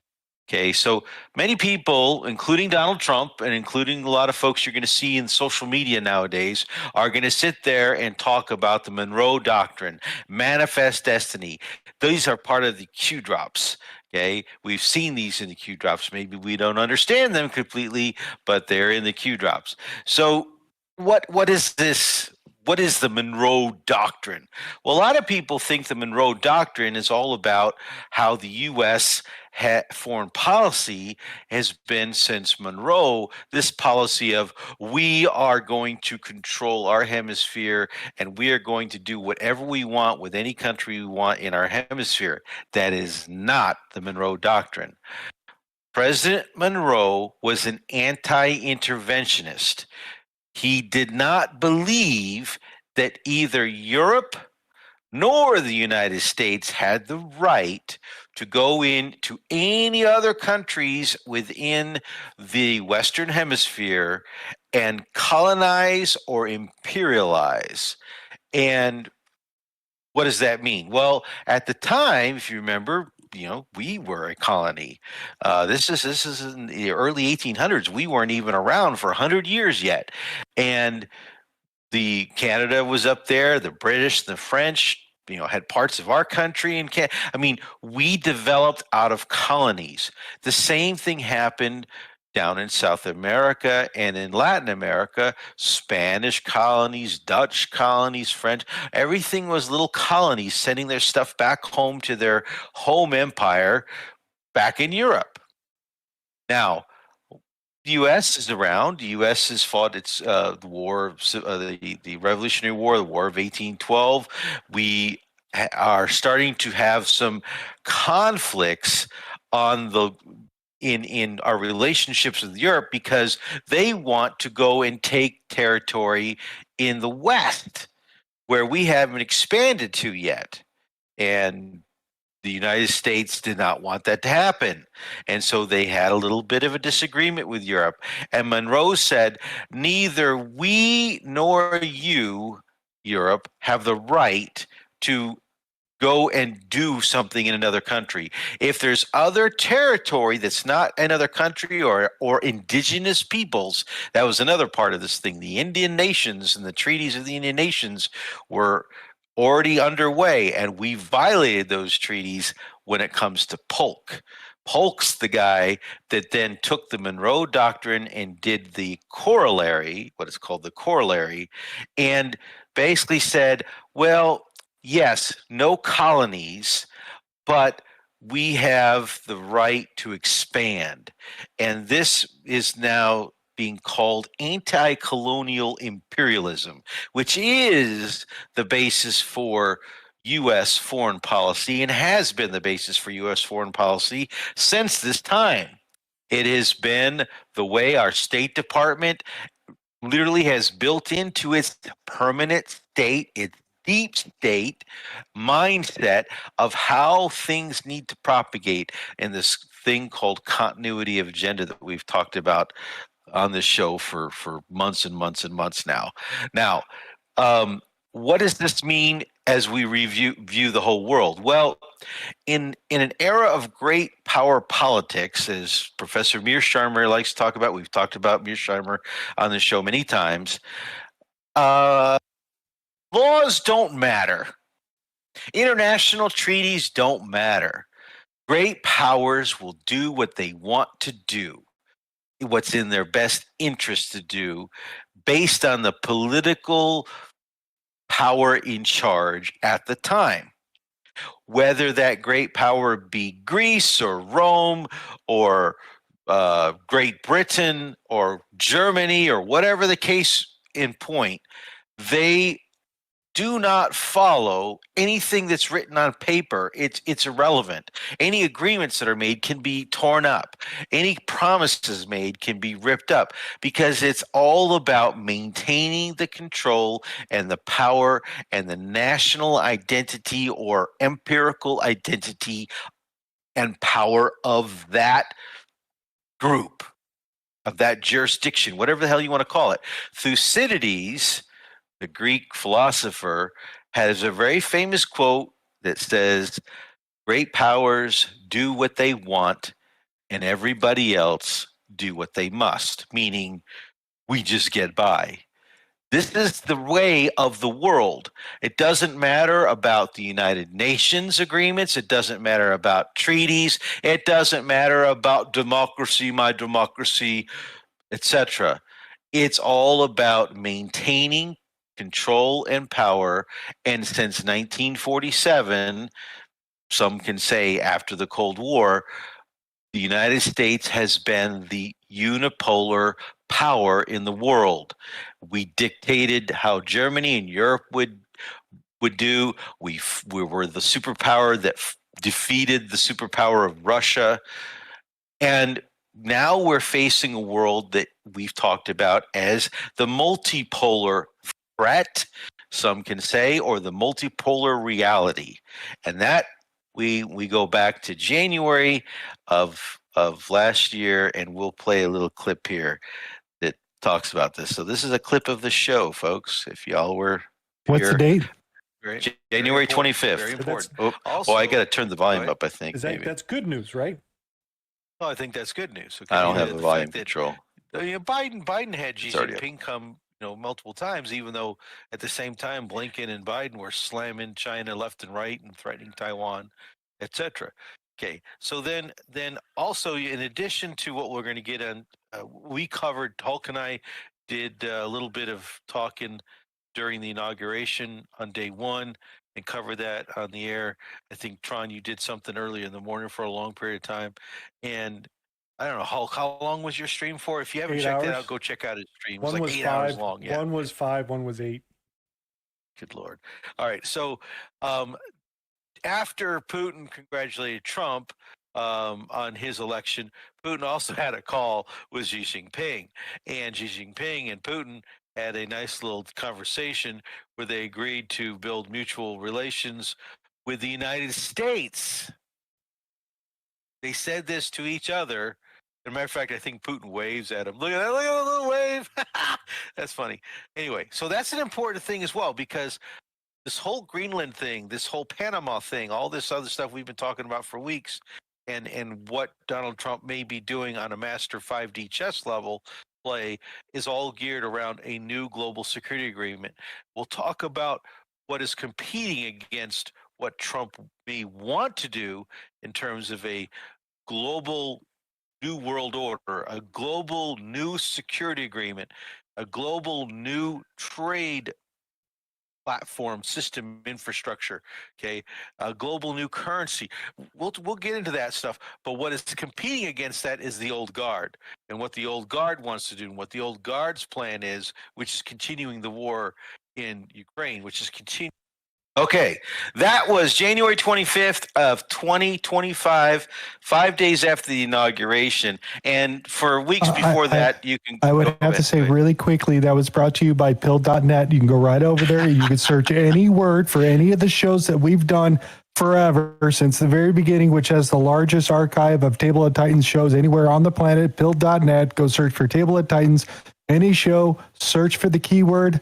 You can make your own clip like Rdoc just did. He found it in about 10 minutes.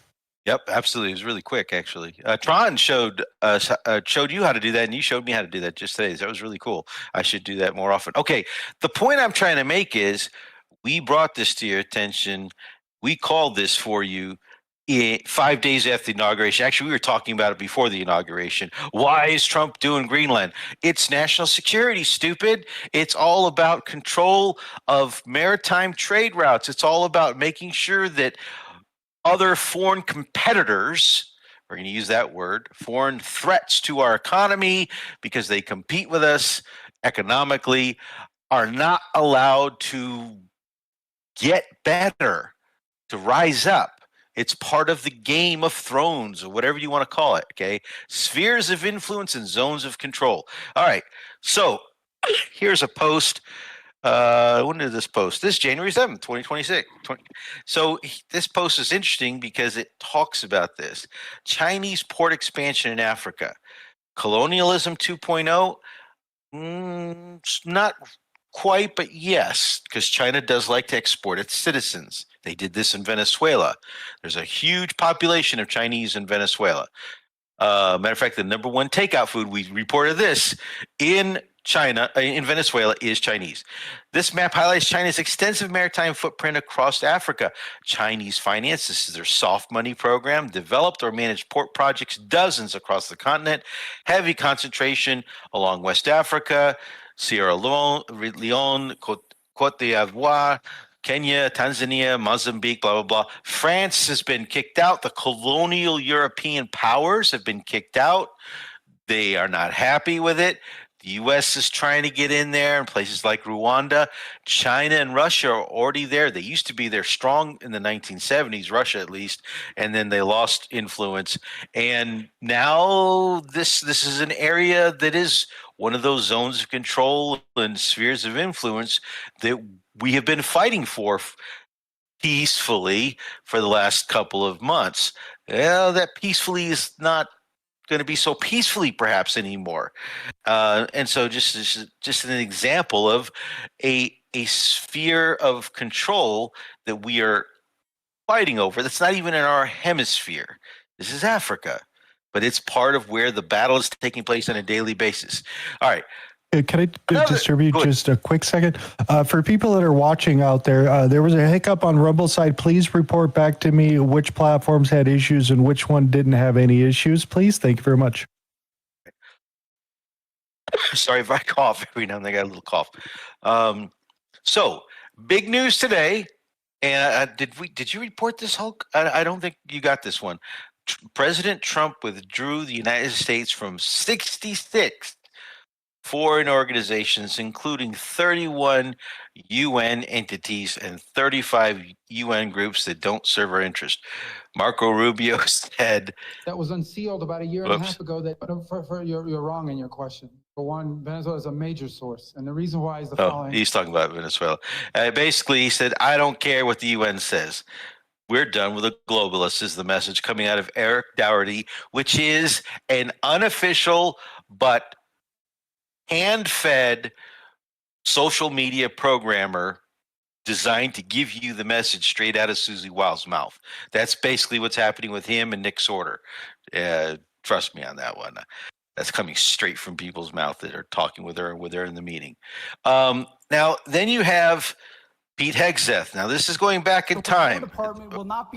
Let me actually turn the volume up on this one. I think I can.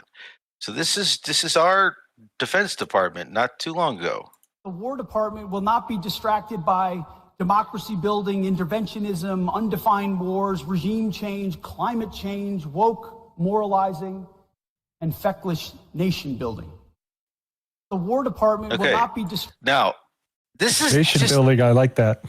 This is just December 6th. We were already in the planning phases for Venezuela. Okay, we already had the blockade in place in Venezuela. Okay, but he's sitting there saying we're not going to do this. Now, this could be misinformation designed to make sure that the Chinese and Russians are maybe like, they're not going to do it, or maybe they are going to do it. Don't know, but it's definitely not what was taking place behind the scenes. This is back in 2019. Now, this guy, I don't know who this guy is. I got this post from somebody else, but he's obviously not a Trump fan. I can tell you that much. Or maybe he was. I don't know. He's saying we were rugged. Yeah. So in 2019, this is Donald Trump when and this was the message at the rallies. I remember these messages at the rallies because this is what we believe the deep state was. CIA. We got the memes. I think it was 67 overthrows and regime change and wars and stuff like that. The deep state overthrowing these things. And I mean, I've posted that meme many times on my Twitter, that little list of all these foreign deals and so on and so forth that we've participated in overthrowing and stuff like that. And here we go. We are finally putting America first. Our policy of never-ending war, regime change, and nation building is being replaced by the clear-eyed pursuit of American interest. Okay, American interest, still there. Regime change, that's there too. And so is military interventionism and endless wars, especially when you're going to give the MIC $1.5 trillion. You don't do that unless you're planning to use military weapons and upgrade military weapons and make sure your production base that has been shown during this 4-year conflict with Russia through our proxy Ukraine that our weapons supply has a problem. All right. Now this little explainer talks about the oil and why Venezuelan oil is important to us. And if you aren't aware of this, the Fed Dallas has really good information. If you ever want to research it, the Dallas Federal Reserve is the preeminent information collector on energy and specifically oil production and the industry around the world. And they have some great conferences. So anyway. Now, Donald Trump is insisting that the main reason he's interested in Venezuela, the main reason the US is kind of looking at tankers off the coast of Venezuela comes back to drugs, the trade, the smuggling of illegal drugs out of Venezuela. But what if it's not just that? Maybe there's something else going on. What if it's partly about oil? Now, on the surface, you might be thinking, why does America even need Venezuelan oil? And I can kind of understand your point, because if you look at just total oil production, look, this is up until 2005, the US was there, Venezuela was there, Saudi Arabia was there. But as you probably know, since then, everything has changed. Look, American output has gone through the roof, way above Saudi Arabia, and Venezuela has gone basically to the floor. And that's kind of post-Chavez, Maduro. They're one of the minnows now, I think 21st biggest producer in the world. So again, that question, why should America care? Well, in the US, that big rise is largely down to this. It's down to the shale revolution. So you've got fracking all around the US producing extraordinary amounts of crude oil. And here's where we get to the interesting bit. Because when you're thinking about crude oil, maybe you're just thinking about, well, look, barrels of oil. It's all the same, isn't it? Well, actually, no. So if you kind of look at crude oil, there are various different types of crude in different parts of the world. There's actually kind of various different ways you can categorize it. But one way you can look at it is look at the kind of density. So you're basically looking at how thick that crude is. And when I say thick, I mean literally how thick. This is showing you global production broken down by the density of that oil. And so you've got the kind of medium stuff. And this is probably, if you've got kind of image in your mind of what crude oil looks like, it's a bit like this, it's kind of black, but it's not too viscous, it flows around. But there's other stuff as well. So this is light crude. And it kind of almost looks like a smoothie, doesn't it? And that's the same stuff. This is still crude oil, but down to the kind of geological and the biological conditions in the ground when it was being formed, hundreds of millions of years ago, it comes out looking a bit different. And so that's light. You've also got heavy stuff. And it's kind of relatively small in global production.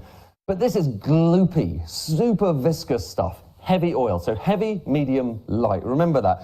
And remember also the key thing here is you get it out of the ground, it may look like that, but ultimately you still need it to go into, someone's car, or indeed, be turned into chemicals. Basically, you need to process it. And that processing, that happens in places like this, in refineries. And there are refineries all over the world, of course. There are refineries all over the US as well. There's kind of more than 100 of them. And if we kind of look at where those refineries are, well, so there's some in California. So the history in America, actually, historically, a lot of the early Californian oil, that was the heavy, gloopy stuff. And if you look at kind of some of the refineries in America, so here are some of the refineries. There's one in LA there. These are the 10 biggest. You've got some up here around kind of towards Canada. We'll kind of come to that in a second. But a lot of them are down there, kind of Texas, Louisiana, on the coast. And here's the critical thing. These refineries are primarily set up for heavy oil, for taking that gloopy stuff and turning it into gasoline and all of the other different products. But here's where things get interesting. And remember that chart I showed you a moment ago, the one which showed kind of shale oil and how it kind of went through the roof? The oil that's generally produced with shale oil, the fracking oil, that comes out of the ground mostly in the light form. So it's the smoothie. It's sometimes actually even clear. It comes out of the ground clear rather than black. And that's the majority of American production right now. Shale oil tends to be light stuff. And actually, that's kind of going back 10 years. Look at where we are now. Look at those bars. In the last few years, the amount of light oil being produced in the US has gone up and up and up, and the amount of kind of heavy stuff has gone down. But back to those refineries. They need to be fed. If America's going to have gasoline, it needs to feed those refineries with heavy oil. So if you look at the kind of imports coming into America, in recent years, even though America is producing just so much oil, more oil than it ever produced before, it still needs to suck in loads of oil from overseas. And the type of oil we're talking about, it used to be, it's mostly heavy crude. It used to be only 12%. So only 12% of imports were heavy, gloopy crude. Now, it's about 70%. So 70% of the oil coming into America, which it needs to basically keep its economy going, is heavy crude. And where does heavy crude come from? Well, here are some of the big countries where you find most of it. It's Canada and Venezuela. There's one other I'll come to in a second, which we'll come back to. But it's Canada and it's Venezuela where you get most of this heavy crude oil, which is why, back to think about where those refineries are, they're mostly set up, kind of, you've got some in the north there to get the heavy oil coming out of Canada, and you've got some around the kind of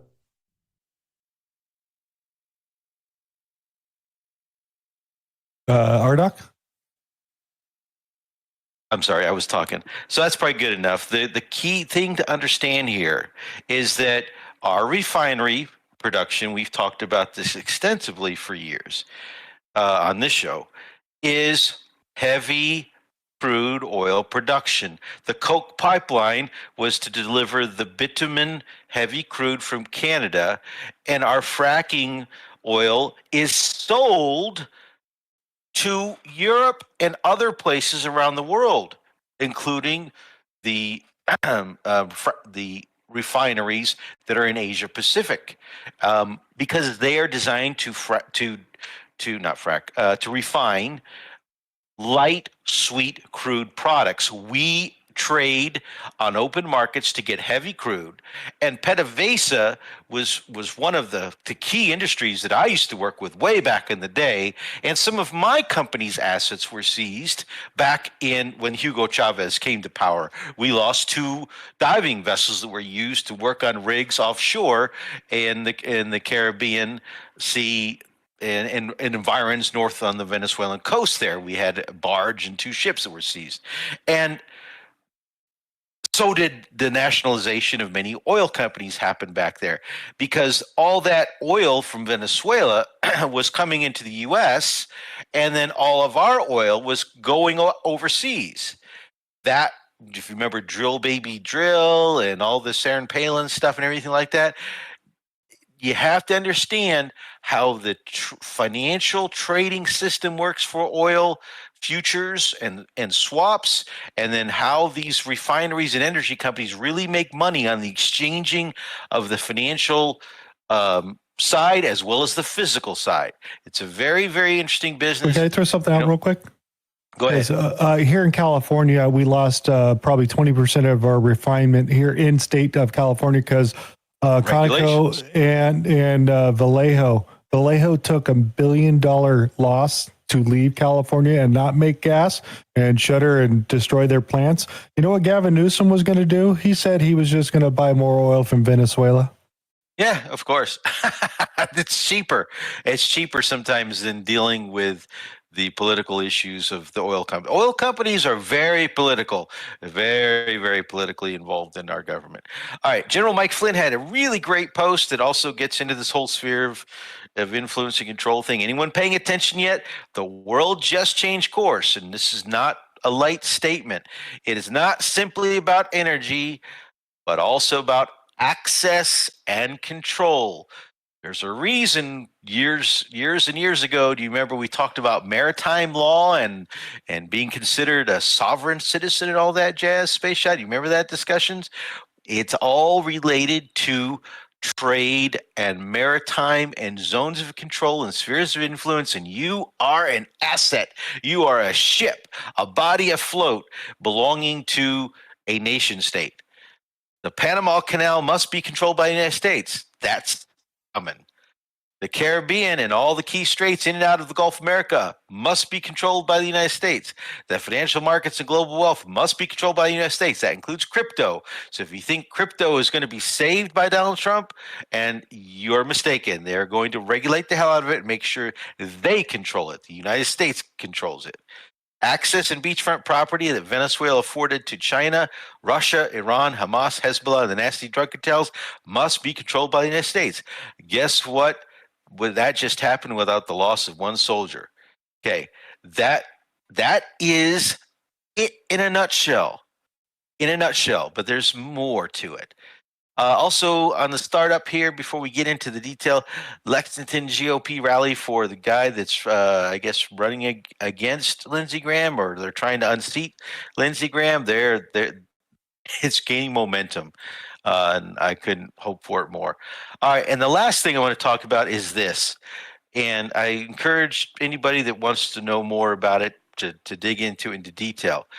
This is the 2025 National Drug Threat Assessment by our own federal government, Drug Enforcement Administration. And it goes into a lot of detail, including fentanyl. And the reason I bring up fentanyl is because that was the precursor. It's funny, precursor, haha, play on words. That was the basis for us to go and start shooting ships out of the ground. They're bringing fentanyl. I don't like it. I don't like it a lot. Okay, that was you're not going to kill our citizens with this illegal fentanyl shipping, and we designated the country of Venezuela as a terrorist organization, a narco-terrorist transnational organization, okay, to get legal access, a legal designation that we felt justified in our U.S. courts. Doesn't matter about international courts. That doesn't matter. UN international law is clear on this matter. But when you dig into this, Venezuela isn't really mentioned. There's a slight mention of Tren de Aragua, okay? But it's mostly Mexico, where the fentanyl is coming across. Mexico, land routes, no sea routes. Sea routes is cocaine, okay?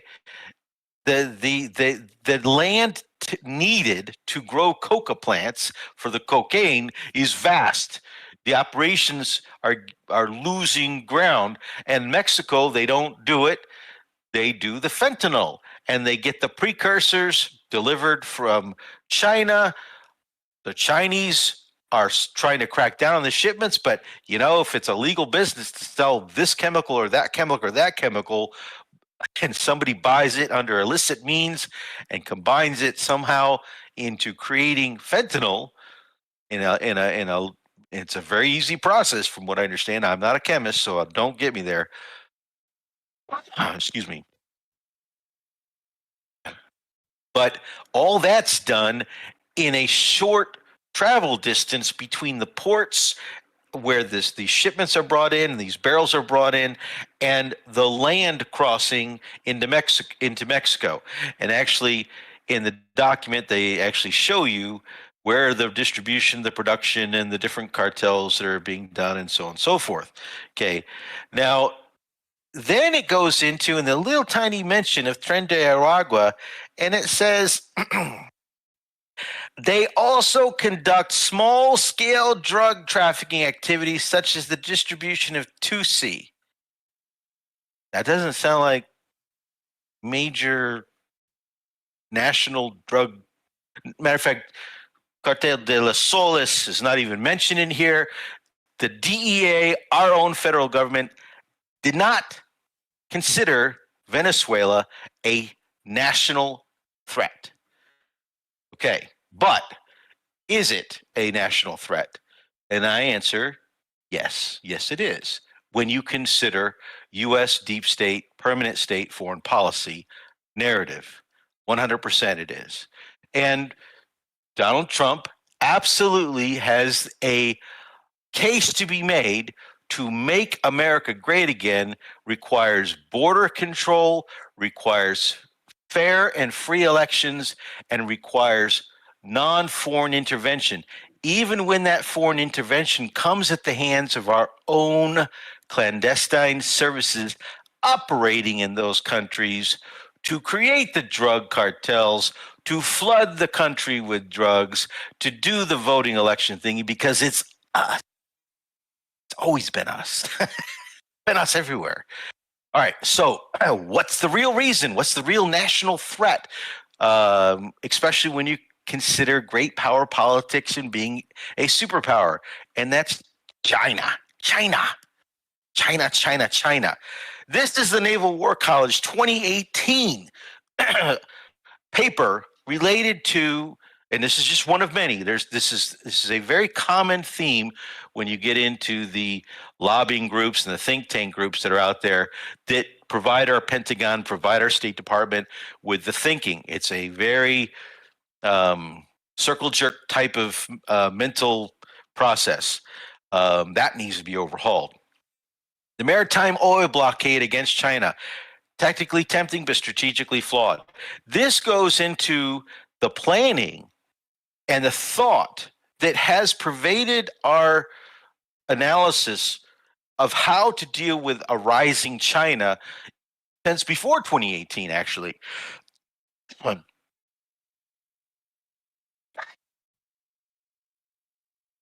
You okay? Yeah, bro, I have to take some drinks here and there. Well, don't die during the show. You got to wait till after the show. That's fine. So I would encourage you to go read through this because it goes into exactly the kind of statements that you're going to hear coming out of both neoconservatives and liberals within our government institutions, whether it be Department of Defense or whether it be Department of State, because this has been the narrative that, just like if you're like a tenured professor, you got to toe the line. You got to think the right way, act the right way in order to get promoted and have a career. And this is the way it is in our industry. When you are out of power because your party is out of power, you go work for a think tank that writes these papers and does this stuff, and you get foreign money influence, you get corporate money influence into your policy-making papers that go into the policy-making decisions of the federal government. That's how it works. I encourage you to read it because this plan of what is happening in Venezuela has been around for years. Now, what is happening in Venezuela? What happened? Well, this is just absolutely perfect. This is beautiful. So we're going to play this here. Here, let's turn this up. Do you think maybe Trump watched this movie? What would you assume is the most major threat on the world stage? Definitely Russia. Definitely Russia. Who else? China. China. That's a good answer. Venezuela? Anybody? Everybody's cool with Venezuela? No threat? Okay. Which one of these places can claim to have the largest oil deposit on the planet? More than Saudi? More than Iran? Wow. Okay, what about things like gold? More than all the mines in Africa combined? Venezuela is arguably the single greatest resource of oil and minerals on the planet. Wow. Well, Venezuela is also the only one of these places within 30-minute range from the U.S. next-gen nuclear missiles. You see the arrow? Hear You see about that? any of this on the news. Yeah, he definitely saw this clip. On the world stage do not want you to. Russia, China. Fair use. This is being used as fair use. Leave the door open to our very own backyard. Damn. This was in 2019. Do you think maybe true? What would you? So, what are your thoughts? Because this is the clear and present danger deal. Shoot, Oh, yeah. I love this series. I used to watch this series all the time. Go ahead, Space Shot. It's on point. It's just like the longer expansion of the Cuban Missile Crisis, right? You don't want to have your enemies having great capabilities to strike us. So, we've heard about possible other countries that are backing Venezuela. Whether it be China, Russia, Doing Iran, business. Blah, blah, blah.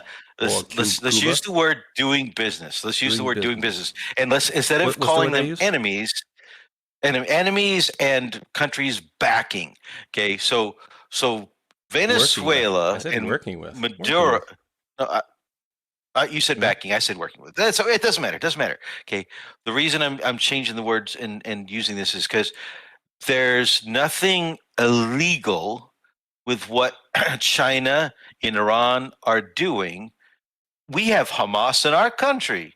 We have Hezbollah in our country. I can take you to Dallas right now and I can show you where Hamas has a major organization and major operation. We've talked about it on our show, how there's camps that our federal law enforcement is tracking, Homeland Security knows about, that are in Texas, okay, that are on our side of the border in Texas, and similarly camps in the Mexico side. That's one of the things we want stopped. We don't want those there. But, okay, so this is Hamas, Hezbollah, Iran, China, Russia, African countries, maybe some countries that are maybe having some opposite sides of the issue of things that we want done.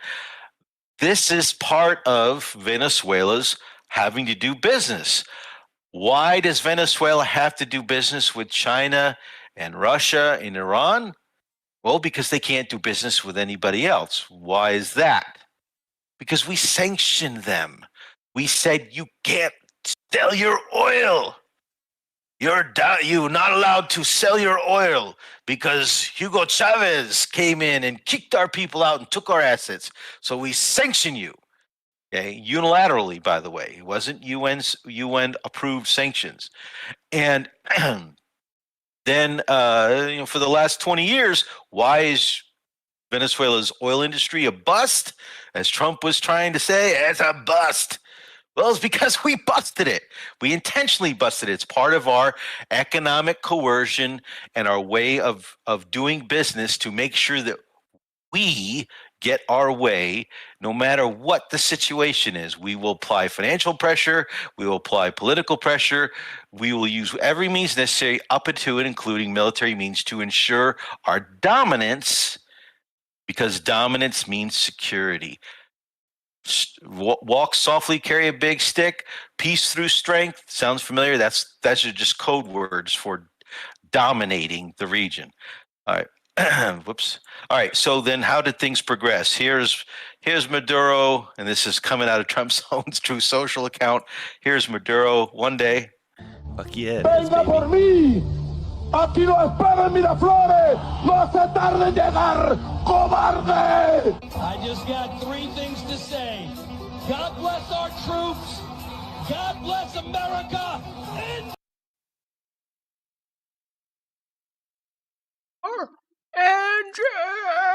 Engines! Thunder. Get more copyright strikes out of this song than anything. Fair use. Fair use.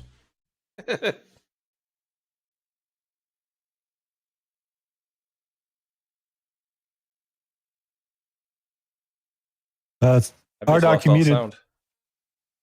Just before that, that attack, this was Maduro meeting with the Chinese. This is the how long in deputy between foreign minister. 3 to 6 hours. There's some numbers going on here. The Chinese were believed to still be in country when this attack went down. There is no coincidence about the timing of this attack. This was done specifically to be done while the Chinese were there.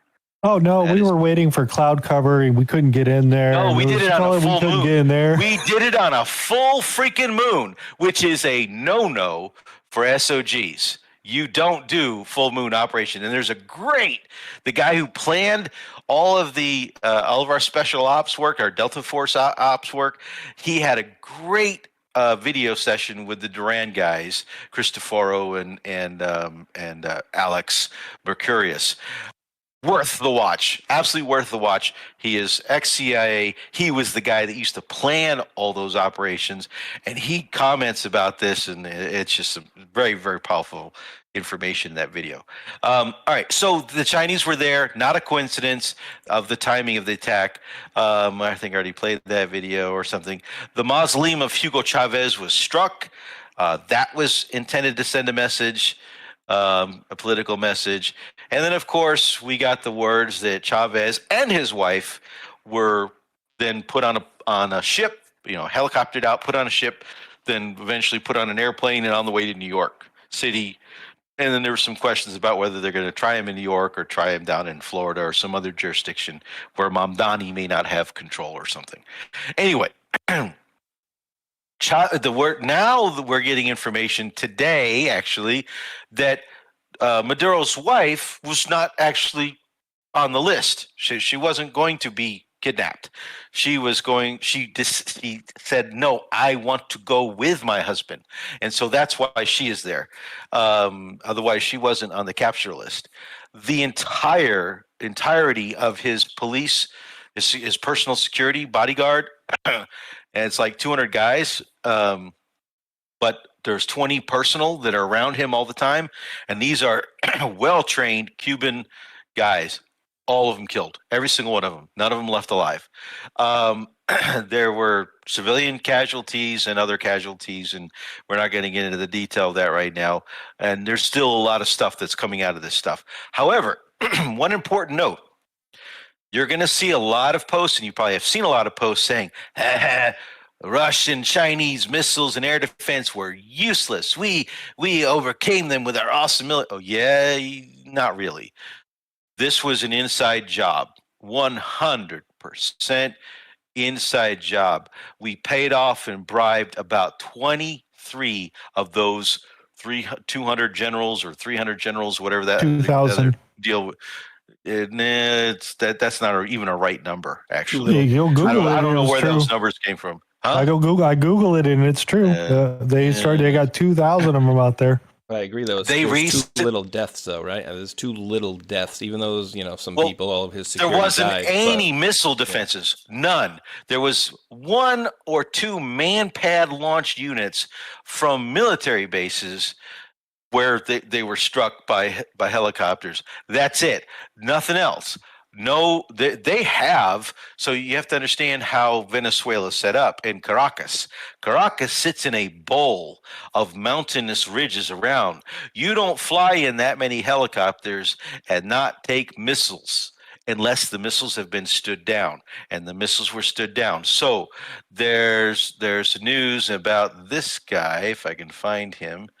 Matter of fact, let me just roll through this. I'll get to that in a second. Rubio goes on to make some comments here. I think But I want to be clear about one thing. Nicolas Maduro had multiple opportunities to avoid this. He was provided multiple very, very, very generous offers and chose instead to act like a wild man, chose instead to play around.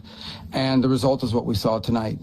The other message here is the following. You have a guy, like many people around the world, they like to play games. You have a guy who decides he's going to invite Iran into his country, is going to, do the confiscation of American oil companies, is going to flood our country with gang members, is going to take Americans prisoner and try to hold them for hostage and trade them like he was able to do with the Biden administration.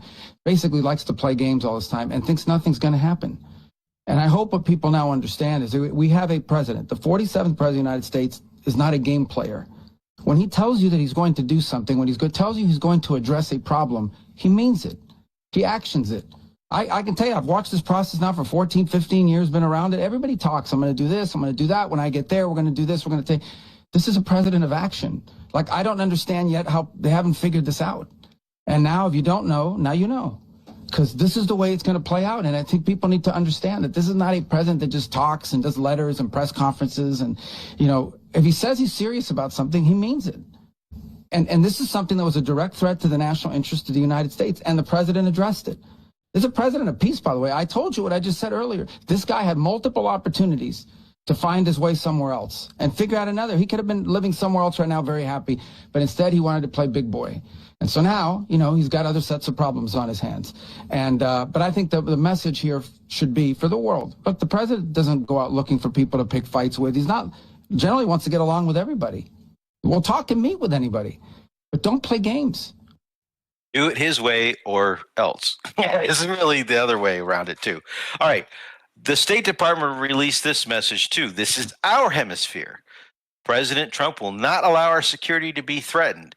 And then, of course, there was a troll right below this, Jews in control, which, there's a lot of that talk going on, is that who is telling him what the targets should be, who is feeding him the information about what the problems are so that he can take action. He's a man of action. There's other men of action that have been around in the world. Now, this is United States. This is the new envoy, because Trump originally, tagged Rubio, you're going to run South America or Venezuela. No, it's Miller. Miller's going to be the guy. So this is Susie Wiles' deputy chief of staff. This is Stephen Miller, and he's got other titles as well, but that's what he does, and he's the policy guy under her. So he is now. This is his baby, and Rubio's baby as well, I guess, if you could say, because Rubio's really wanted this thing. I want you to listen to what this guy says, and I want you to listen to how he says it, because it's kind of scary. The United States is using its military to secure our interests unapologetically in our hemisphere. We're a superpower, and under President Trump, we are going to conduct ourselves as a superpower. It is absurd that we would allow a nation in our own backyard to become the supplier of resources to our adversaries, but not to us, to hoard weapons from our adversaries. Whoa. Did you hear? Did he just say fentanyl? No, he did not. Supplying resources, that's oil, gold, rare earth minerals, food, to our adversaries. That's what this has always been about. Global domination and protection of our hegemonic superpower status. Don't ever kid yourself otherwise. That's what Iraq was about with weapons of mass destruction. That's what Ukraine is about. It's always about making sure the totalitarian, bureaucratic empire of National Socialist Zionist states is maintained no matter who the president is. To be able to be positioned as an asset against the United States rather than on behalf of the United States. Sovereign countries shouldn't be able to do what they want to do.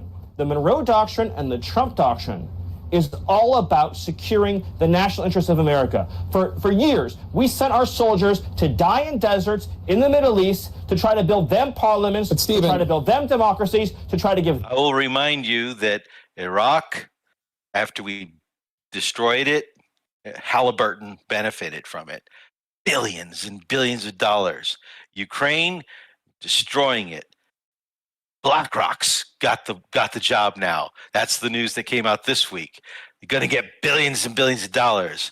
Venezuela, it's just starting. It ain't over. It's just starting. Moving on. I will say this about Greenland. We need Greenland this from a national security situation. It's so strategic. Right now, Greenland is covered with Russian and Chinese ships all over the place. We need Greenland from the... Not fentanyl, no drugs, no Greenland drugs, no. Greenland's 35,000 people.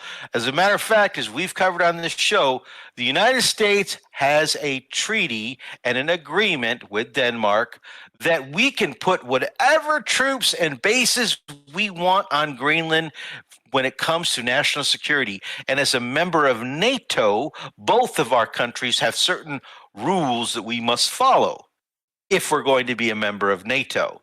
NATO is us anyway. If we want to do whatever we want to do, we'll tell these other countries, piss off. Okay, you're not in NATO anymore. It doesn't matter. But the bottom line is the rules don't apply to us when it's in our national interests. The rules apply to us only when we want them to apply to us. And in the situation of Greenland, which I dropped in here by mistake, because Lindsey Graham and everybody, this clip, they go on and they start laughing about Venezuela, okay? And Lindsey's all giddy. This is the happiest you've ever seen Lindsey Graham probably since Donald Trump got elected. Since he was over in Ukraine with Zelensky, getting a sniff of Zelensky. He's all happy. He's so happy because he also knows that Iran is coming. He's happy. His tail's wagging. Donald Trump has made some posts, and if you think these are true, I got some property to sell you in the Czech Republic. And I'll give you a crypto account to send me money. All right. I'm pleased to announce that the interim authorities in Venezuela will be turning over between 30 and 50 million barrels of high-quality sanctioned oil to the United States of America. This oil will be sold at its market price, and that money will be controlled by me as President of the United States of America to ensure it is used to benefit the people of Venezuela and the United States. I have asked Energy Secretary Chris Wright to execute this plan immediately. It will be taken by storage ships and brought directly to unloading docks in the United States. Thank you for your attention to this matter. Okay, now, this is just a statement. There's no basis in reality for it at all. However, this is what he wants, and he has directed Secretary Wright to start working the plan with the oil companies, and the oil companies are not happy. They're like, I don't want to go spend billions of dollars in Venezuela. We got profit margins, we've got budgets, we've got forecasts. This is the last thing we want to do right now. Yeah, do we want to get access to this oil? Yes, but it's to benefit the oil companies. Oil companies make billions of dollars, and indirectly, you can say that trickled down into people's pockets. They employ lots of people in the United States. They got jobs. They work in the energy industry. Cheaper gas prices overall is good for the economy, et cetera, et cetera, et cetera. But if you're thinking that the oil companies are going to hand over all their profits from selling, from buying, refining, distributing, and whatever else, all this oil, you got another. You're dreaming. You're pie in the sky dreaming. This next post here is interesting as well, and this also goes to explain that this is not. First, it was, it's okay, President Xi and I. You understand? Hey, China's still going to get their oil. China's still going to get their oil. Well, that's not quite the case anymore. 2 days later, it changes. I've just been informed that Venezuela is going to be purchasing only American-made products with the money they receive from our new oil deal. These purchases will include, among other things. So basically, they're not allowed to do business with China and Russia. They have been told, and there's another post out there, they've been told, you cannot do business. You need to cut all your ties with China and Russia, and you cannot sell your oil to Russia and China. Russia wasn't buying, it's China. Okay. And this is 80% of the exports of Venezuela were going to China. Okay. This is a direct attack, financial attack against China, because we damn well know. Now, you remember, guys, we talked about how the Chinese and Americans, when they view each other, and Donald Trump's view of this is that, hey, we can be friends, but the Bidens and all these other idiots, they're quislings, they're too weak, they don't know how to negotiate. Okay, well, in Trump's eyes, this is fighting the negotiating, fighting the business battle with the Chinese. This is him bringing his A game and saying, F you. And the Chinese are going to come back and say, F you too. And it's a big chess game. But at the end of the day, you have your friendship, your personal friendship that you are able to fall back on after the conclusion of the best of both countries, the best of both people, the best of both adversaries. And you say, okay, I still have honor. I still have honor. I have lost because I gave everything, but I've lost with honor, or I've won with honor, and I don't throw it in your face. Well, this is us throwing it in their face during the battle, not during the end of the battle. And it goes on. So we are demanding stuff, and I'm got to watch my time here. We are demanding the Delcy Rodriguez, who is the vice president, the executive vice president, now the acting interim president, that you better play the game. Now, Donald Trump and Marco Rubio are very big on her. And matter of fact, Trump even made some comments about Machado. Where'd that go? I got that somewhere here. Yeah, here we go. Machado. Maybe I don't have it. I got it somewhere down here. Yeah. Trump. Yeah, listen to what Donald Trump says here. The answer is yes. Yes.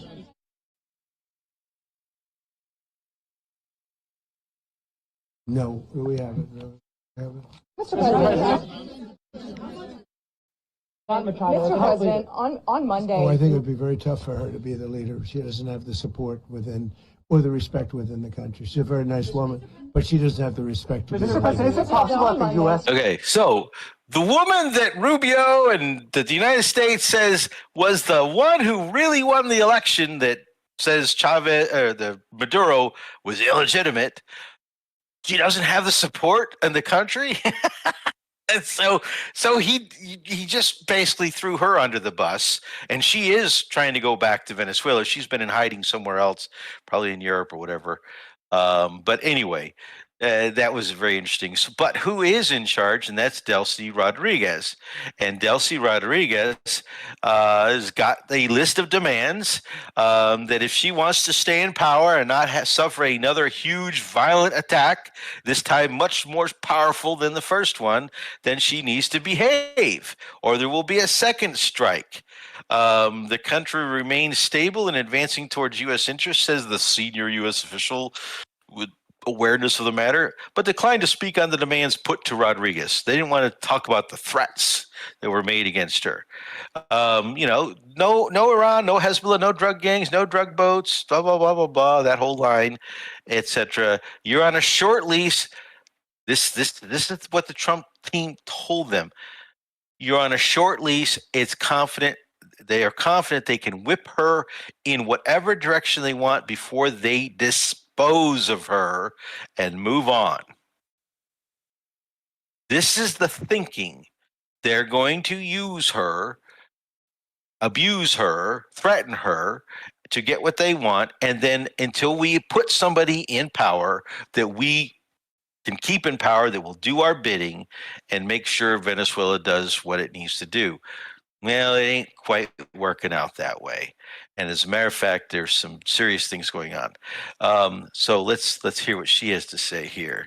Because while she is saying, we want to work with you, United States, she is also saying this. Somos una potencia energética. Lo somos. Nos ha traído tremendos problemas. Porque ustedes saben que la voracidad energética del norte quiere los recursos de nuestro país. Y lo habíamos denunciado. Todas las falsedades de que el narcotráfico, la democracia, los derechos humanos, no eran. Eran las... Is the threat that Venezuela's oil must be handed over to the global north. Here, our stance has been very clear. Venezuela is open to energy relations where all parties benefit. Going to do business with who Venezuela wants to do. We want to do business with the United States. We're happy to do business with the United States. Stop sanctioning us. We'll do business with you. But we aren't going to stop doing business with China and Russia. And you can't dictate that to us. But, you know, we'll see what happens. She's been threatened. U.S. imposes a blockade of sanctioned oil tankers tied to Venezuela. How is that working out? This is a Canadian article here, and they go in to talk about how the blockade is working, but now the Russians and the Chinese are starting to send naval escort vessels to make sure that these vessels, who the tankers are filled up in port waiting to go, and according to U.S. sources, if they aren't able to go in the next 20 days, the Venezuelan economy will crash. And that's their plan. That's the plan, is to, if they don't comply and start sending those tankers immediately to U.S. destinations, then the only place for those tankers is maybe going to be seizure or the bottom of the sea, and they ain't going to China and Russia or Iran or wherever the hell they're going to go. Okay.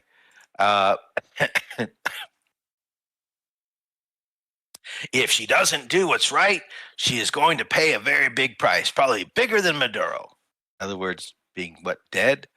That was the deal. We do need Greenland, absolutely. It's surrounded by Russian and Chinese ships. Okay, so this whole issue is about Russia, Chinese, zones of control, spheres of influence. The real winners of the development of Venezuela, in addition to Venezuela population, are the Gulf Coast refiners of the United States. You saw the explainer. They get to get this heavy crude, which their refineries are designed to process. They don't have to do all kinds of special other processes for light sweet crude and all the trading and financial mechanisms involved. And so they get to a short distance crude in their backyards, which they've been waiting for 20 years while this stuff has been sanctioned. So this is going to be good for the refineries. And Houston, I've talked to some folks back over there. They are already in big planning stages to try to get this oil, but there's nothing definite yet. There's absolutely nothing definite that the stuff's going to be coming. We already went through that tweet. This is Donald Trump during the press conference and the actual of what he said. We're going to run the country until we can do a safe, proper, and judicious transition. In other words, until our person that we want is elected, and we won't claim that there's any kind of fraud or election tampering. So we don't want to be involved. By the way, we've had CIA operations, according to the government, just recently admitting since August, but the CIA, and we've had operations down there for 20 plus years. This is not anything new. We're so integrated in that country. It's not even funny. Talk about election interference. We've been doing it down there for at least 20 years. It has to be judicious because that's what we're all about. We want peace, liberty, and justice for the great people of Venezuela. Well, Venezuela is split. Those people that fled to the United States were the wealthy people that were there before the Chavistas took control, and they ran away because they knew that if they stayed, the Chavistas would likely treat them as capitalist, imperialist pigs and kill them all or arrest them or take away their stuff or whatever the case might be, which did happen to a lot of people. It was not a peaceful situation, and those people were right to run away and flee. All the poor people that were there, some of them have now become wealthy, and there have been major reforms in the economy. And actually, this Delcy Rodriguez, that's the reason Trump and Rubio want her to stay, is because she has been the instrumental person in affecting those changes. And a side note, her father and her brother also works for the government. Their father was tortured to death by the CIA in Venezuela. And it was the Machado family, that other woman that you saw a little bit ago, the one that won the Nobel Peace Prize, it was her father that killed him. Little side note there. Isn't that interesting? I feel it necessary That's special. Isn't that special? It's just so connected, the world. This is Mr. Sachs, and he had a great speech at the United Nations. We're not going to play it here. I'm going to summarize it briefly, but basically what he explains is that the United Nations was set up specifically to prevent unilateral decision-making based on the morality of a single leader or a group of leaders around the world making decisions in their own hand. Instead, that conflicts and ways to address conflicts and problems between nations would be settled by the United Nations. Of course, the League of Nations failed, and there's many reasons why it failed. And he goes into some of this detail here and describes the history of the United States and Venezuela and what we've been doing there, which is public knowledge, and in quite some detail. And it's very, very powerful. I recommend you go watch it, educate yourself, make your own decisions on what he's saying there. You touched on this a little bit ago, Hulk. Maduro is not head of drug cartel. U.S. admits. This is the U.K. Telegraph. This has also been put out by the U.S. Papers. I can't get behind the paywall here, but I did find, the New York Times also can't get behind the paywall. Justice Department drops claim that Venezuela's Cartel de los Soles is an actual group, so that was all a lie, a bunch of bullshit. Maduro has made the claim, and properly so, that he is a prisoner of war. And very interesting. Now, the charges against him don't include any mention of fentanyl. They do mention drug trafficking and whatnot, and there are some but possession of a machine gun, with the intent to harm the United States. It's just, there's literally some people out there, some legal analysts out there saying that the DOJ's case is intentionally weak so that they can simply keep him occupied and detained for the next year and a half, because these trials won't see the courtroom for 6, 8, 9 months. There's going to be all kinds of motions and pre-trial hearings and this and that, and then eventually go to trial. Who knows? 2027 is the estimate as to when this thing might wrap up. But that's enough time for the U.S. to get him the hell out of the way, put their own people into place, and see how it goes. And that's a crapshoot. It's a real crapshoot. This guy, Diosdado Cabello, Maduro's interior minister. Now, he was a Chavista. He was one of the guys from Hugo Chavez, and Maduro kept him on, and he supports Maduro. Okay, but this man has a lot of power in the country. He has been conducting a purge of all those people that took the bribes and were disloyal traitors that didn't follow the orders, didn't shoot down the missiles, that gave the orders to stand down and not fire any missiles in air defense, which is what happened. We bribed $223 million. That's all it cost to get Maduro. $223 million to bribe these officials. And there was, I gave the number out, and I think it was 23 or 33. I can't remember now. 50. What the hell? People that were bribed at senior level people. You didn't hear me. Hey, they only put a friggin' $50 million bounty on his head, and then they go off spending $200 million. He was offered many times more that to be able to pick up and leave and go somewhere else. And in all honesty, he should have done what Assad did. Okay, we did the same thing with Assad. This was the same operation we did with Assad. It was just done with Turkey and Israel.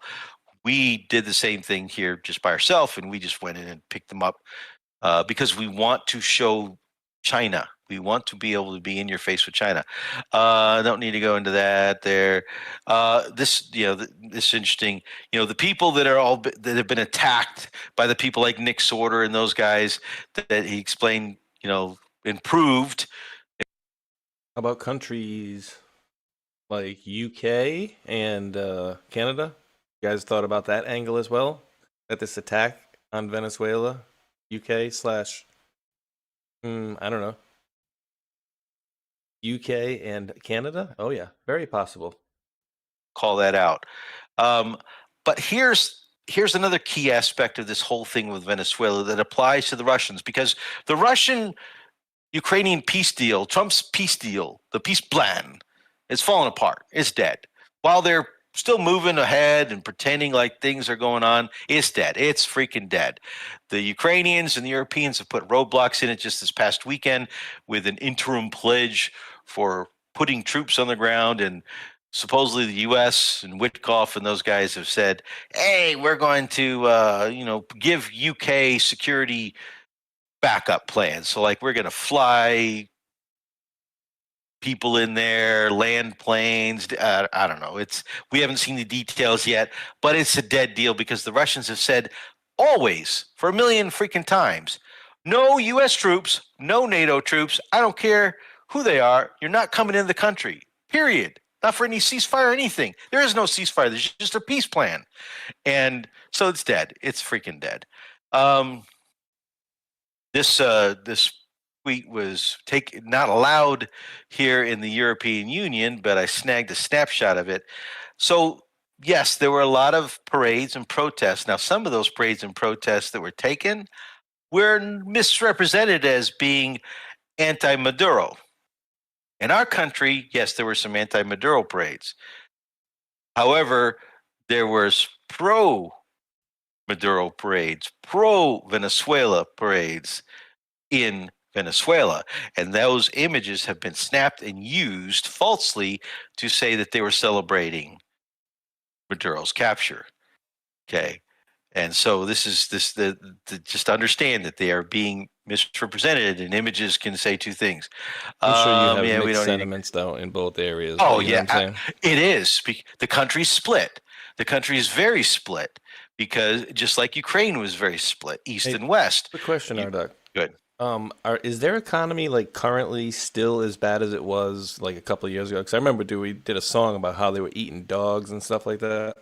Yeah, no, it's improved. And this comes mostly from the trade with China and Russia.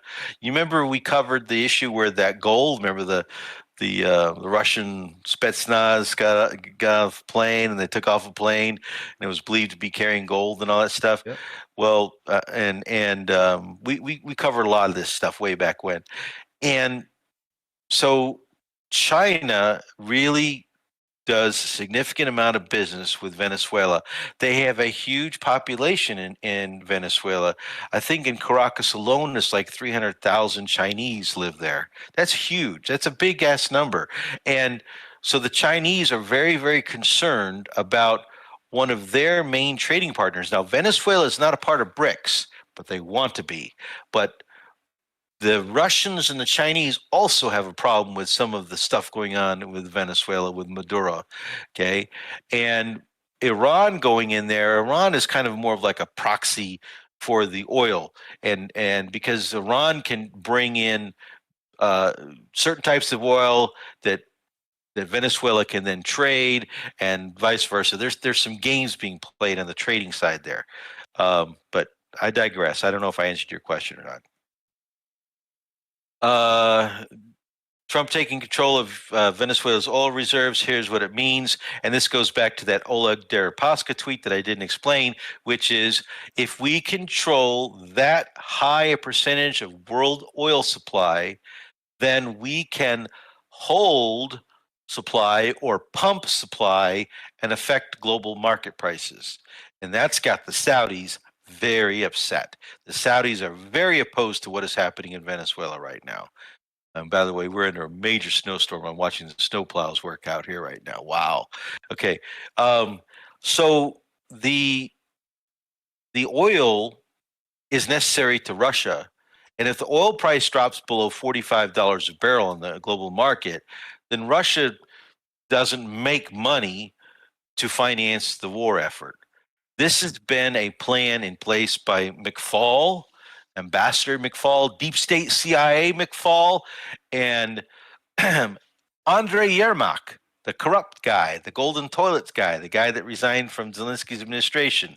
Those two guys created this plan to go in, which is really a CIA plan, to go in and start affecting Russia's oil production, sanction Russia's shadow fleet, go after the shadow tankers, destroy the shadow tankers, do whatever you got to do to put a stranglehold and effective blockade against oil, which is the currency Russia can use to get liquid currencies from other countries, India, BRICS, etc. And that's the plan. Okay, so that's that. So Colombia. So you said that Colombia is cooperating. Well, this was... Come get me. I'm waiting for you here. Don't threaten me. I'll wait for you right here if you want to. That was before the call. This is literally like right before the call, like a day or so before the call. This is January 6th. And then he had the call. And Trump said what he said about the call. I think I may be getting out of order here because I don't think I finished getting these in order. Yeah, okay. So now we get into the tanker business, and this is where we're going to have to try to end on this thing. So we're not going to get to Iran. Iran is firing up right now. The day that Bibi Netanyahu, I guess I'll switch over there really fast. The day that Bibi Netanyahu visited Trump, within days or within hours, they had the first protests. So we have Senator Graham with his "Make Iran Great Again" hat. He's all happy and excited. They're going to go into Iran, and he can't wait. He's licking his chops on that one. More money for the military-industrial complex. Of course, the protests have been going on. Initial reports from people in Iran were they're not that big. They're peaceful. There's nothing to them. Well, that's how Ukraine started out. And then they kind of went away, and then pro-Iran pro-cleric protests started happening. Because one thing to make clear, you understand, it's not about the Ayatollah. That's not what these protesters are protesting about. Although you see some of them burning the Ayatollah flags, whatever. What they were protesting, what their demands were about, was about the president, Pajarov. They were upset with some of the fact that the economy's in shambles. Well, it's in shambles. We bombed the hell out of them. Israel's been targeting certain leaders, whatever. We sanctioned the hell out of them, and they are struggling. And so this is part of our regime chain operations. We go in there, COINTELPRO. We start making these organizations. We start giving people money. They start doing what we want them to do. They protest. And just reports in the less than an hour ago, massacre in Iran. Witnesses say 50 people were killed in anti-regime protests. They were driving around in a Toyota truck with a machine gun on the back. Yeah, I wouldn't doubt it that there's going to be. So they turned violent today. They started burning religious locations, various buildings, and so on and so forth. And they turned violent today. It got so bad that Trump issued a threat the other day. And the threat was, they're doing very poorly. I'll tell you, they're not doing well. Well, of course not. We've choked them too. He just put another threat out. If you want the most current one, I'm going to drop it at the bottom of Discord, released about an hour ago. Does it say about the same thing? Yeah, okay, yeah. The U.S. State Department, let me pull this up here. U.S. State Department, page in Farsi, Islamic Republic regime know, and they've been told with great intensity that if they kill people, they must pay a very heavy price. Well, the other heavy price is that if they don't get control of their, let's put it this way, our ICE people just gunned down some woman for violating the law. It is against the law to protest violently in Iran. Why don't their police have the right to arrest and or detain and or kill somebody that is throwing a Molotov cocktail, has a weapon, or I don't know. This is the way we do things. It's the way we've done things since Maidan. We're literally doing a Maidan in Iran right now. The internet chatter, the Pizza Report shows that Pentagons are ready. They're hey, if the protests get big enough, the strikes in Iran can topple them, and that's the way things work, guys. The internet got turned off. The king of Iran, the Shah of Iran, is getting all excited. This is his son of the guy that was deposed, this is the son, Pahlavi. Is that how you say his name? I forget how to say his name. He's all talking about, hey, I'm with you, let's go. And he's been making these appearances in his rounds. Iranians have started renaming some streets Trump Street. I thought that was funny. Crown Prince Pahlavi, Reza Pahlavi, to meet with Trump at Mar-a-Lago and so on and so forth. And he's the leader of the uprising. So in Iran is full of Starlink satellites that must have been smuggled in to help. Thank you, Elon Musk. Isn't that the guy that we wasn't his like great grandfather in '52 that we took out of there? The CIA. I think it was. I don't think it was great. Was his grandfather or was his father? I can't remember which one it is. Yeah, it was 1952 Iran. We did that just what we were talking about in the beginning. They went in with, I think it was Kermit Rockefeller with $1 million cash. They started up an uprising rather than going in with like a military brute force, and they did it made it look organic, like this uprising against them. So that'd be cool for actually bringing it back to how it should have been. If you remember too, 52 Iran was like 68, United States, kind of like peace, love. You got to understand, Iran under the Shah was just like Maduro. It was just like Maduro. Yes, it was. Oh my God. Yes. If you go back and you actually read the reports of the people, he had his murder camps just like Saddam Hussein did, just like Maduro does. He was a despot. He was the Iran economy on the surface looked great. They were trying to westernize everything. And this became because the U.S. was working closely with him, right? The West was working closely with him, but he was still a despot. And you should not think he was good. This is a falsehood. And I encourage you to go Go do your research. Go do your research. Okay. We sent drones. We, by meaning President Trump, authorized drone strikes inside of Russia against oil facilities. This has come out in the Politico article now, and that I don't have these in order. And what else we do? And we authorized. There it is. We authorized the 90 drones. Within minutes of Trump concluding the meeting with Zelensky, he walks into the Situation Room just right down the door from the Oval Office, and the order is given. CIA, working with Ukrainians in Ukraine, launched 90 drones that were programmed to fly to Putin's residence. Now, why was it programmed to fly towards Putin's residence?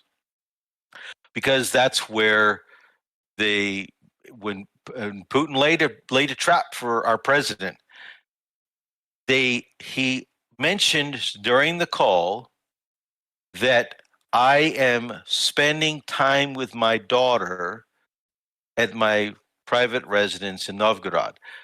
Trump asked him to stay there. He will call him back after he's done with Zelensky, but it may be 2 or 3 hours. 90 minutes is the time it took for the drones to fly. 90 drones, 90 minutes. Isn't that interesting? Anyway, and they were all shut down, of course. And then, of course, the next day when Trump is there with Bibi Netanyahu, he's saying, I don't know anything about it. Okay. Well, unfortunately, it is a necessary lie, because if he admitted it, then it would be all hell to pay. We have, and our president has authorized the use of the CIA to coordinate attacks on Russian energy infrastructure inside Russia and the Shadow Fleet. So the Shadow Fleet, supposed Shadow Fleet, whatever, these non-insured by UK insurance companies, fleet of vessels that carry Russian oil around, are being attacked by Ukrainians. And there was one that just occurred today, again in the Black Sea. And I don't know if I have that particular date on here. And so they hit that deal. Turkey's really concerned about some things going on in the Black Sea. Overall in Ukraine, and this is really going to be important over the next couple of days or so, the Russians launched an Oreshnik just today against Lvov. 2 days ago, they hit U.S. company assets the same day as the Maduro thing.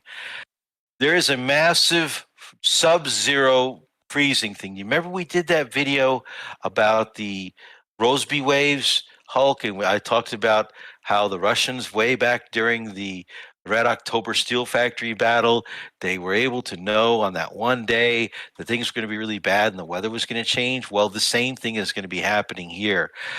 30 below Celsius, negative 30 Celsius. Temperatures are going to be hitting Kiev between around the 15th. Okay. And this is going to be, widespread cold.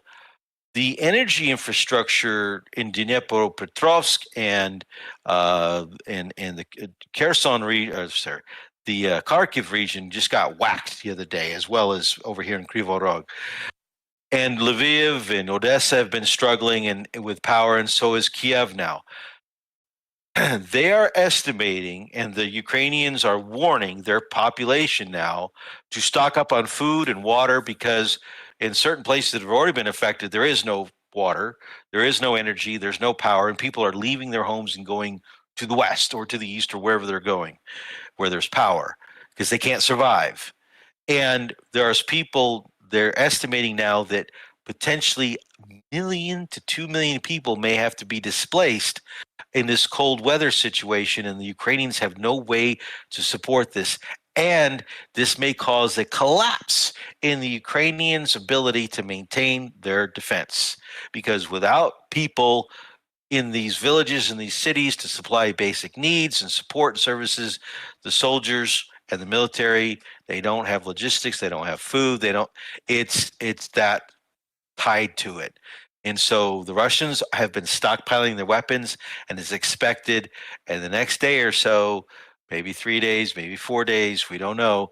But they're probably during this weather event, they're going to take out the rest of the energy grid, and it's going to be a big attack. And this is in response for the drone attack on the president's deal. The president was never there, by the way. He was never at his residence. That was a lie. That was a bait. There's been reports of attack in Kiev in the last hour or so. Yeah, I wouldn't doubt it. And just FYI, we have. And they have come out and said it's not nuclear because the pink sky is just part of their attack. It's not nuclear, all that kind of crap. No, but if you want to see what they. Oh, yeah, this is what's happening in Ukraine. Yeah. Why don't you talk more about this side of Ukraine? That's my side of Ukraine. You can't touch that. No, I'm just kidding. That's not mine.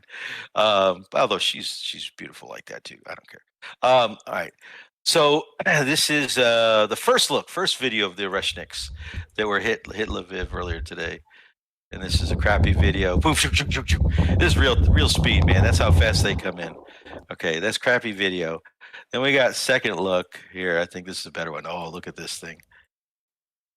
Volume, yeah. Listen to this.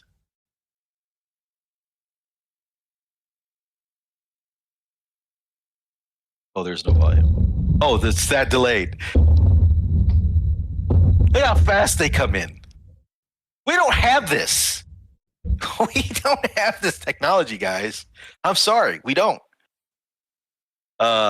We want it. We just don't have it. And they bombed their company. China's not happy about the tanker. CIA, of course, says we didn't target Putin's home. It was stuff nearby. I want you to imagine you're in the White House, you're the president of the United States, and all of a sudden 90 drones are coming towards your home in Mar-a-Lago where you're at the present time. They're not really targeting Mar-a-Lago. They're just targeting stuff around Mar-a-Lago. You're still going to assume that is an attack against you. Okay, so this whole narrative was just a bunch of bullshit and smoke screens. And if you bought it, then maybe you should go back to school. Yeah, another.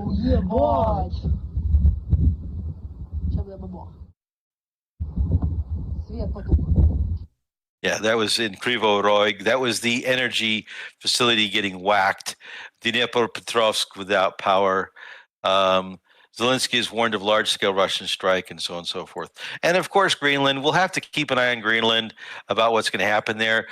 Military is not ruled out. Denmark says NATO will fall apart. Germany, Poland, France, and the UK have signed an agreement that basically they're opposed to the U.S. taking this. It's up to Greenland to decide. Democracy, democracy, democracy. And ultimately, the United States is going to get Greenland. It doesn't matter. It'll happen. Frankly, this whole hullabaloo doesn't need to happen because we already have an agreement in place. We can put troops there anytime. The Europeans are really spooked by this. They're making the case to their citizens, yeah, we don't just need weapons and more military spending because of Russia next door, but now because the U.S. is going to be pushing up next to us with Greenland. And so this is going to be a potential threat to us now. So we need our own military because who's to say Donald Trump doesn't want France or Spain or, whatever. They're all freaking out about it. All right. And that's where we're going to leave it there. Got 1.5 trillion coming now, baby. Yeah. Print that money. For the military. Kill that dollar, baby. Kill it. Exactly. Hey, no, that money's going to go to, we're going to pay $200 billion to Greenland. Then the money's going to go to Denmark. Denmark can give that money to the European Union, and then they're going to give that money to Ukraine to buy weapons from the United States. It will take 10 to 20 years to deliver. Yeah, we'll see how it goes. Couple of things I want to throw at the end of the show if you guys want to pick up my feed here really quick. Some of these I haven't listened to. Figured we'll just play them up. Yeah, Happy New Year. That's a quick one. Let me know when you guys are on it. I just want to see what he has to say. What the Donro? I didn't call it that, but they're calling it's the Rdoc, and now they call it the Donro, which is basically safety for this part of the world. And yeah, I mean, it's pretty simple. We don't want drugs pouring into our country. We don't want bad people coming into our country like happened for 4 years. It's the Donro doctrine. Yeah. I was going to bring that up, but Here. Donro. Here's this other one. We've knocked out 97% of the drugs coming in by water, and we are going to start now hitting land with regard to the cartels. The cartels are running Mexico. It's very, very sad to watch and see what's happened to that country, but the cartels are running, and they're killing 250, 300,000 people in our country every single year. The drugs, it's horrible. It's devastated families. You know, you lose a child or a parent. I mean, parents are dying too with drugs. So we've done a really good job. We're knocking it down. The numbers are really getting to be, they're always going to be too high if you have one person, but they're going down just like the border. The border was a total mess for years. I did it the first time very quickly, and this time I did it even better because this was a bigger mess. This was a border like no other probably. So he made a statement, and actually I was going to bring this in. I'm glad you found this. So he just made a statement. Released. No, this. He said the same thing then in another interview. Okay. The statement about where he said this before the attack, and then he said it after the attack. We're going to go and attack these guys on the land, these cartels on the land. Okay. He made that statement beforehand.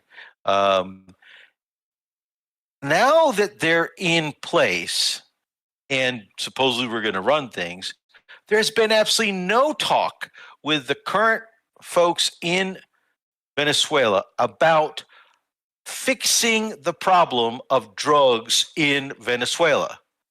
None. It's all about oil. It's all about oil. It's all about control of the oil. It's all about control of the mining. It's all about control of the resources and making sure that the elections and all none of the discussion about drug enforcement. None. Well, we'll see. We'll see. We get there. Here's another thing. First appearance in its 51 flying history, the Boeing 747 Nighthawk, also known as the Doomsday plane, lands at LAX tonight. Pete Hegseth is over here in Torrance swearing in some young National Guardsmen and doing other stuff, I guess, out here in California at the same time. So this is going to hang out for a while is what, to my understanding. So that was the last thing I want to throw in the end of the show right there. Doomsday. We can make a fun here. I'll make one more funny really quick because we're already here and we're already there. This is Denmark protecting Greenland. This is what they're going to do right here for everybody. Oh yeah, the dog sled. No, Legos. Legos, they got it, guys. Don't worry about it. We have to make this funny so you'll remember the show. Dude, did you hear about Uri Geller, the magician, the guy that's or whatever says he can bend, spoon with his whatever. He says, "Oh, I own this island over here. I'd be willing to give it to Trump, and he can have his military options come in." And he says it's a magical island. Oh my God, Oceania. No, they actually. So Greenland or Denmark said we just beefed up the national security and defense forces of Greenland. There's only 35,000 people there. Okay, permanent residents. They had created a new dog sled team. I'm not shitting you. This was their big defense budget spend on Greenland. That's going to handle. So basically, we want to control the Arctic. The Arctic's going to become a very major thing. We want to control the shipping lanes. We want to control the Arctic, and we want to choke China. And then the Northern Passage too. Yeah, yep. They're going to be all over that, dude. It's been that way for hundreds of years. It's nothing new. I just showed you a video of just showing the real sizes of the actual countries there versus what your map showed that you saw on Scroll and what their actually sizes are. So just put it in perspective. Because it's a globe, not a flat piece of paper. No, we're not going down that one. All right, Mr. Space Shot, do you want to go and double check to see what kind of commercials you got? Yeah, I think there was a coffee one earlier. Let's. Yeah, I could do a coffee one right now. Tron, you're still alive over there, right?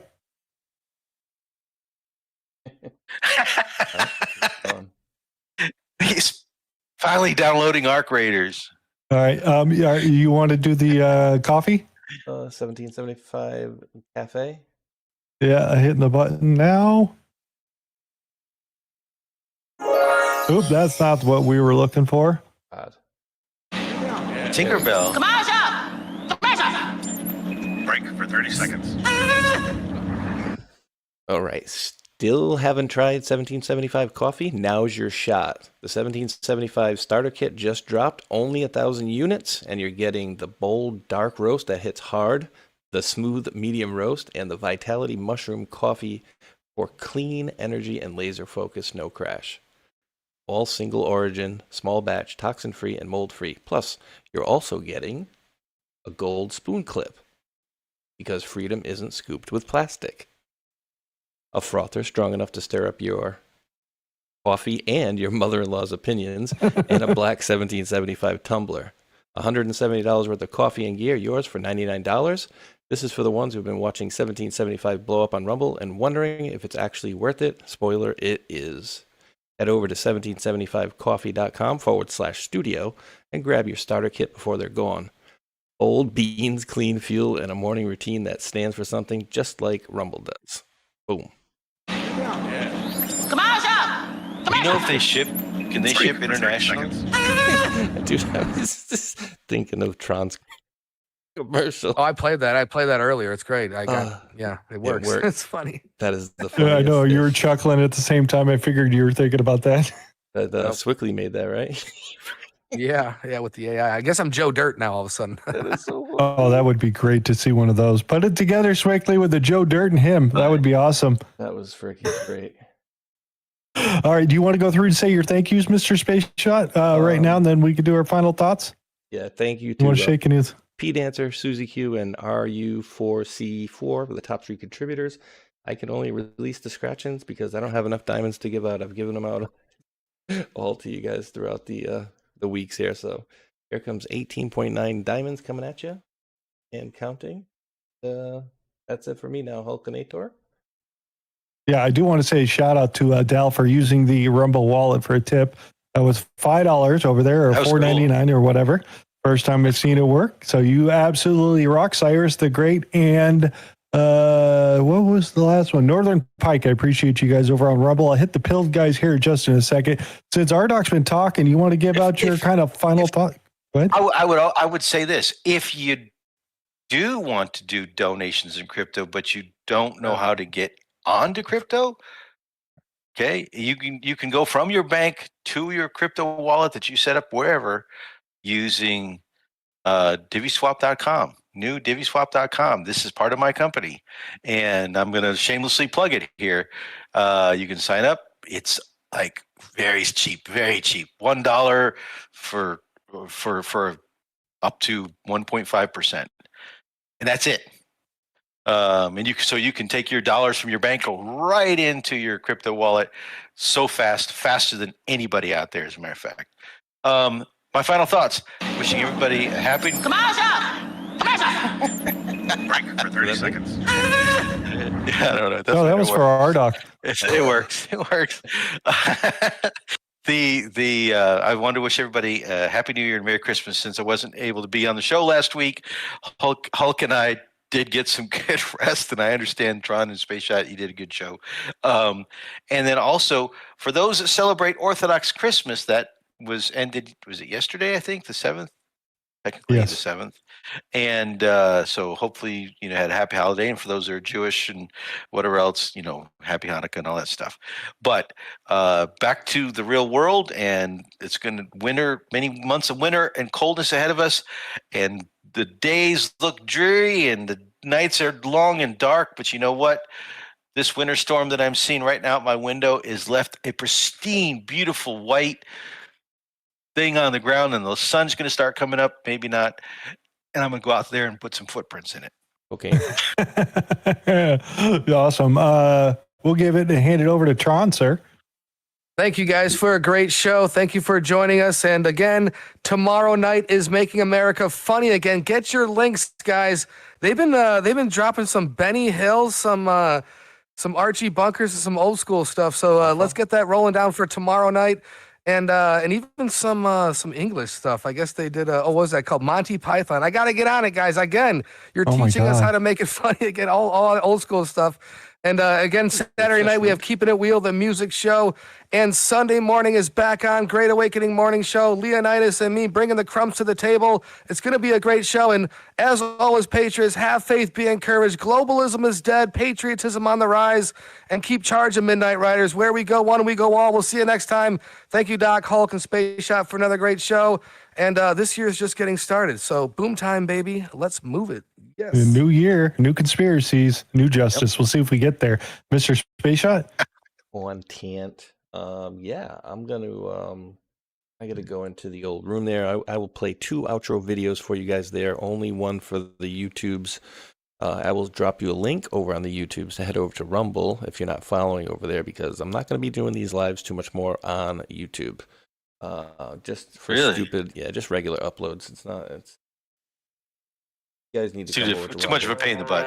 It's too much of a pain in the butt. It's dead. It's YouTube is just dead, dude.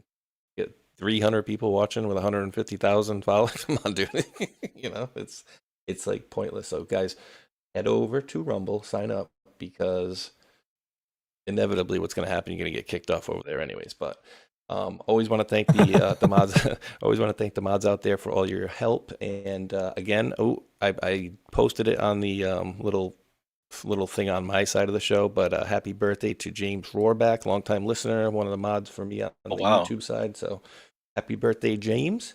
And always give a hat tip to happy birthday, and hat tip to Country and the folks over there at Liberty Base News, who I will probably be rating at the end of this show. So give them a thank thumbs you up for on the the way out. reminder. And I forgot last time. Yes, I want to give a big thank you for the Pill Group over there. One Thunder gifted the can. Hugh shook me all night long. I like that one. Gifted the can, says God bless America. Norwegian Wood gifted the cookie. Somali baloney. Sean Joe gifted the can. Baloney. Tin Man and 12.95 gifted the can. What's up, fellas? And J2 Dank gifted the 117 goals pills. Thank you for that one out there. And Sean Joe gifted a cookie with another cookie out there. I appreciate everybody. I'm going to throw this thing out there. Release the scratch offs. And remember, the video brought to you earlier by Pill.net was done by their AI search term. So if you watch something in the show today that you're like, dude, what the hell did they talk about? I need to go find that clip. You go right over to Pill.net. You can search right here as the show live, or it'll be right underneath here when the show is done. You'll find a little button that allows you to look at the voice, and you go search for anything that was said in the show at any time. You can go find it, and it's already there for you. So it's pretty cool. That's how Rdoc found his old show. It's cool. It's pretty cool tech that I haven't seen anywhere else do that. Thank you, Tron, for pointing that one out there. And we'll come back Saturday morning at 10 a.m. or 1 p.m. Eastern, depending on what side of the planet you're on. And we'll have some music funnies and just a whole bunch of debauchery. So come and grab your coffee or lunch. I don't know what you're going to have. Be careful when you're watching, because we don't want any of that spit up on your computer or phone. But like Space Shot always says, we do appreciate each and every one of you wonderful world patriots out there for tuning in. And until that next one, thumbs up, like, and subscribe. Peace. Much love. Be good humans.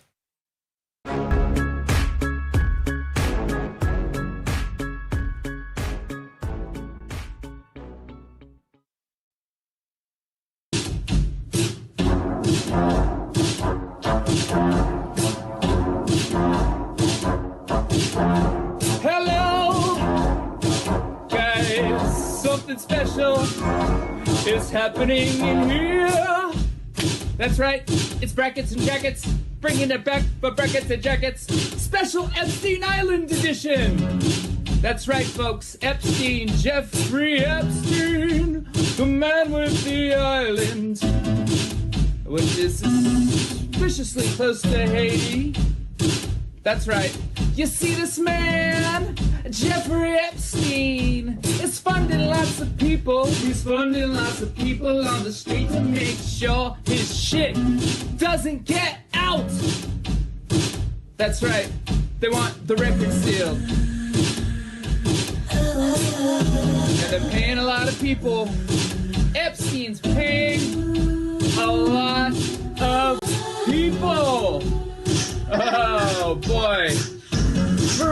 He's got a whole Mossad media matrix in America. And I would bet you anything that Alex Jones is one of them. Prove me wrong. That's right, Cappy's in the portal. Cappy's in the portal.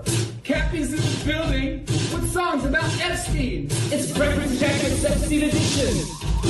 Guys, I had some epiphanies today. I had some real big epiphanies about some guys. A big network of guys and spies and lies and liars. All right, think about this for a minute, okay? The guy in Portland, the scientist that just got busted for producing CP, that guy is 1 degree of separation away from Epstein. Epstein, the investor that lives in West Palm Beach, Florida. I know a guy who lives in West Palm Beach, Florida as well. Investor as well. Also involved as well. And all is not well with these guys. The Florida boys, the Glow boys, the Scott Israels of the world. You see, Epstein is Hillary Clinton. And Epstein is Haiti. And Epstein is a big network of media assets. By the way, did you know that Steve Bannon was going to that guy for money? Also, Epstein is Epstein Oprah. Epstein is Chris Tucker. You remember him. Epstein is also Kevin Spacey. Epstein is also Prince Andrew. Epstein is also... Who else is Epstein? Who else is Epstein? Tell me. You guys know? Who else is Epstein? Is Epstein Big Pharma? Is Epstein Bryan Singer? Is Epstein Naomi Campbell? Yep, all of the above. All of the above. Who is Epstein? Epstein is the keystone of a whole motherfucking matrix. And once you pull it out,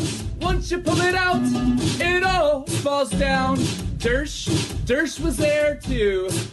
That's right, we're dropping red pills every day. Dropping red pills in the best kind of way. This is brackets and jackets for the denizens of islands.